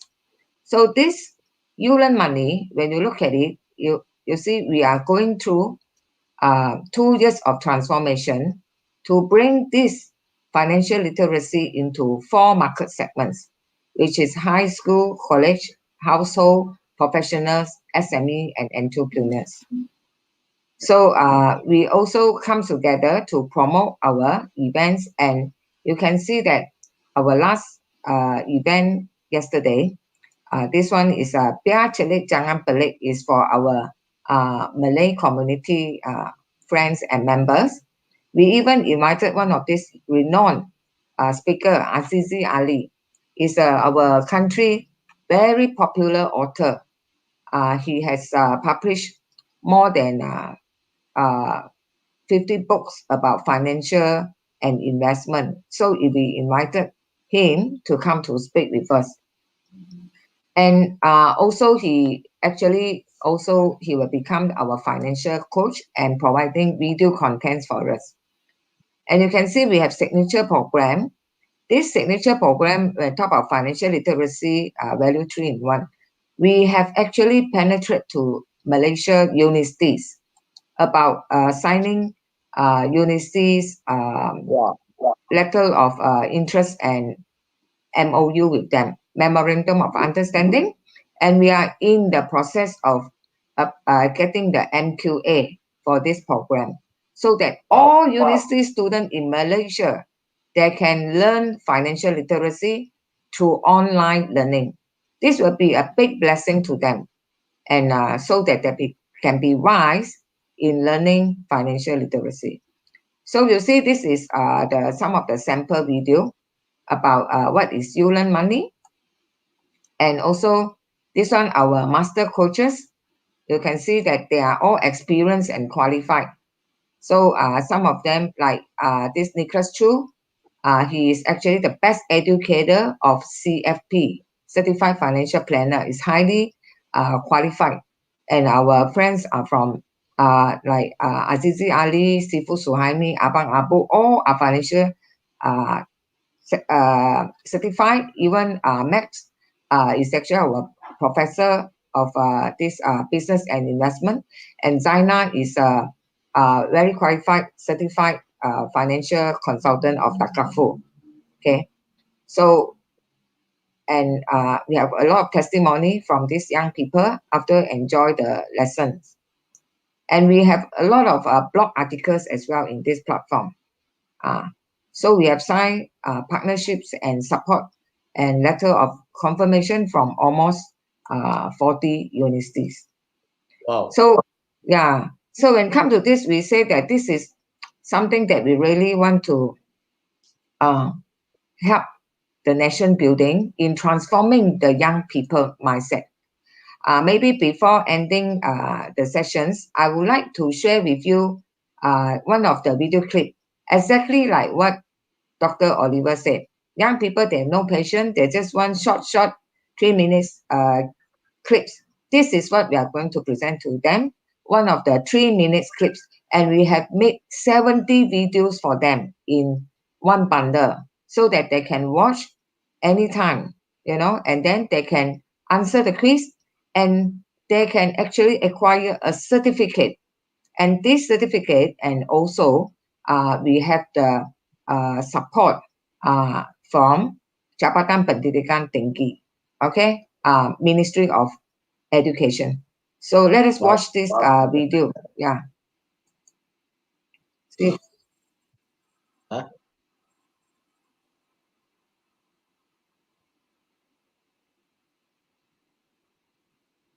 There's no sound. Sorry, no sound. No sound, no sound. Sorry. I know why. Because when sharing the time, must click the sound. How to click the sound? Stop share. Because I also in the midst of learning this audio, I got to click audio. I need to click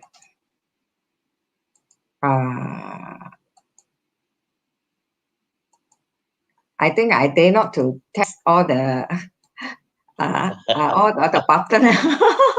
I scared to click because I'm also like the same age of three of us are the same age. We have this kind of phobia, Not like young people, they can test and do very fast. No, they just stay to. For us, we click one button, we are like tension already. So I You're better younger than me, don't. Andy. You're younger than me. I'm driving BM6 series. Maybe I see. Then later you all can visit and watch the video yourself lah. So Yeah, I can. think that all our audience and friends on the social media platform, you may visit to our website or on this Mm. yulanmoney.com. Inside there are some testing video, some sample video for you to watch. Just 3 minutes, Yeah. less than 3 minutes, one video. Some slightly Interesting. longer lah. Very Interestingly, interesting because no, I mean, interesting that you brought this up as well because personally, I mean, at my personal level for volunteer work, I do financial literacy for the B40 as well as the non-B40. But of course, yes, not yes. from the financial product perspective. Lah. I'm doing more for the community and adult learning perspective. Yeah. This is how And I know you many years ago. You no, remember? actually, Ah, no, we the time? actually knew one of our programs, but actually through my alumni association, not through my Oh, B40 okay, program. Yeah, okay. yeah. In fact, more than 10 years, not Okay. more than 10 years. Certainly, we first met. I know you. Yes, yes. Yeah. So anyway, So, what is interesting is that also, you see, this is something. I mean, coming from the HR perspective, I've been like telling people, how this is something for maybe. I mean, if you have SME, I'm more than willing to talk about this as well, because I find that companies expect staff to save cost, right? Everybody wants to go lean, especially now. Yeah, especially now, pandemic. Companies are more lean in the sense that they want the best talent. Only the best will make it because lean, you cannot have too many, right? So people who are good and can really do the work. And the other thing is that you want people good and you want to save costs, but what do you include in your company's onboarding program? That's my always big question. The onboarding program, sorry, with all due respect to SMEs and non-SMEs, because I do for both, to SMEs to international companies, is that we only talk about, okay, this is a company's policy. They say you should do this, you shouldn't do that, what are the different subsidiaries in the companies and things like that.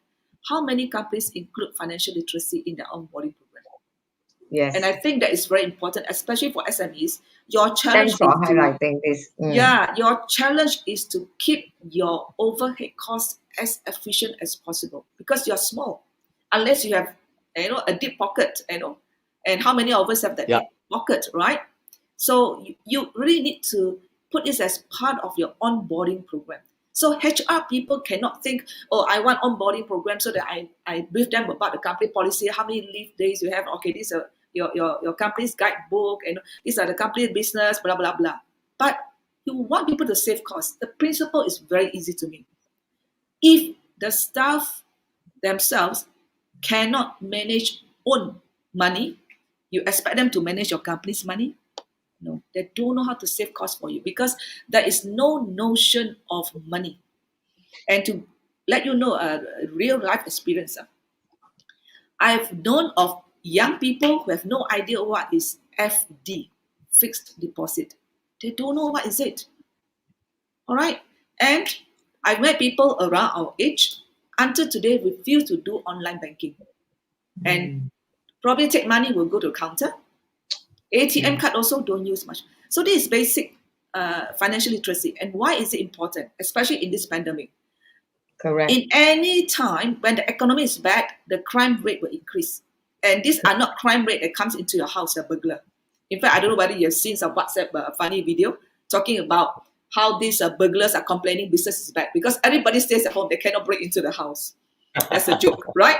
But on the other hand, they don't need to break into your house nowadays to steal you because with the advent of industrial revolution, more internet, they're still through a scam. Right? All kinds of gory stories that you hear. Phone call, And if all kinds of things. precisely just because of one phone call, that these are people are really smart, you don't have to give that information. They steal your data, all they need is for you to say yes or whatever. And that's it, it's gone. But why? Partly, I mean, not that I want to blame people, but partly if you look at it, if you as a person do not even know how does the your money, withdraw money, ATM card, internet banking works, people can scam you. You see, if you have used internet, you would know that you can never give your password, your TAC and whatnot you call it, right? Different bank will call it TAC, PAC, right? So then you will know the moment the person asks you for something, you can link it up. Link it, hey, if I give this, this will be gone. But for people who never use internet, they don't know the implication of what they do. When you don't know what it is, you don't know what it is. That's it. So that's why to me, HR, you cannot just think about HR operations the old way, but incorporate financial literacy. It's like you have to teach them to manage their own money, then only they can manage their money and save costs. Period. As simple as that. That's Exactly, my view. exactly. Yeah. I also, yeah, I really very grateful that Dr. Kit have mentioned about this. Me being as an employer also, I feel that it's very important because sometimes as an employer, we also need to emphasize on our employees' education, not only teaching them the skill, how to do work and all these things, Yep. but if they cannot manage their finance wisely and they cannot have a good focus as their work at their work. Probably they have family problems because of this financial issue and all that. So now we actually trying to also promote this financial literacy program like this You Learn Money. Mhm. All the employers they can actually uh, engage us or they can actually come to this platform and buy the bundle packages for their uh, employees to learn, and then it's very economic. Sometimes it's just less than $100 kind of thing, but you can give them a period of learning and quiz and exercise, and even we can give them an app to learn how to do budgeting, how to do financial bookkeeping and everything just in the ease of a palm, handphone. Yep. They can record their spending and saving and even investment, you know. Yep. So I believe that this You Learn Money platform is something that can really help the community, the university student, the family and household, the so-called the employees market, as well as those entrepreneurs and business people. Financial literacy for everyone is actually our mission Yep. of Money Compass Media Group. Our mission is to make financial literacy for everyone. Yep. Yeah, That's this is good. our strength. Yeah. So now comes to 4:31. Thanks a lot. Now 4:30 already. I think it's time to end our session. I would like to extend a great gratitude to Dr. Kate and Dr. Oliver for a very pleasant sharing and discussion today. I would like to also pass the time back to MC to end the sessions. MC, do you have any announcement? Yeah. No. So you have any sharing which is towards the ending? Yeah, Yeah. yeah, of course. So you continue with that and then we end the session. All Okay. right. Uh, So we're almost at the end of our event, but before that, I would like to thank you to everyone who has participated in this in our second day event, which is My Malaysia Career. And I'd also like to invite everyone to participate in our other programs, such as the two other webinars that we'll be having tomorrow from 10 a.m. to 5 p.m. And also there will be a closing ceremony. For all information and details on the event program, exhibitors, special features of the My Malaysia Career e-fair, head over to our official website for the details. And I would also like to invite all of our guests today to like and follow our My Malaysia Facebook page. The link will be in the comments section. So on our Facebook page is where you can view all of our promotional contents, and that's also where you can get all of our news and updates regarding the current and upcoming events under the SME e-fair platform, which also includes the My Malaysia programs. Please do visit the websites and Facebook pages of all our joint organizers for the My Malaysia Career e-fair. We will provide that later. Now, before we end our event, I'd like to kindly ask all of our audience who are still with us now to the end to, again, please scan the QR codes that is showing on your screens right now. Just like it was done at the beginning of our event, it will lead you to the Google form and you may choose checkout. and fill in the necessary details. So just scan the QR code, fill in, as simple as that. And refer to the chat section where all of our links will be provided. And with that, the first English webinar session of the My Malaysia Career E-Fair has come to an end. On behalf of the organizers, I would like to express our humble gratitude and appreciation to our honorable guests, speakers, and everyone present today. I would also like to express gratitude to our silver sponsor, Zurich Insurance Takaful Berhad, for being part of the My Malaysia Career E-Fair. And on behalf of the organizing committee, I would like to apologize for any shortcomings or technical difficulties throughout the event.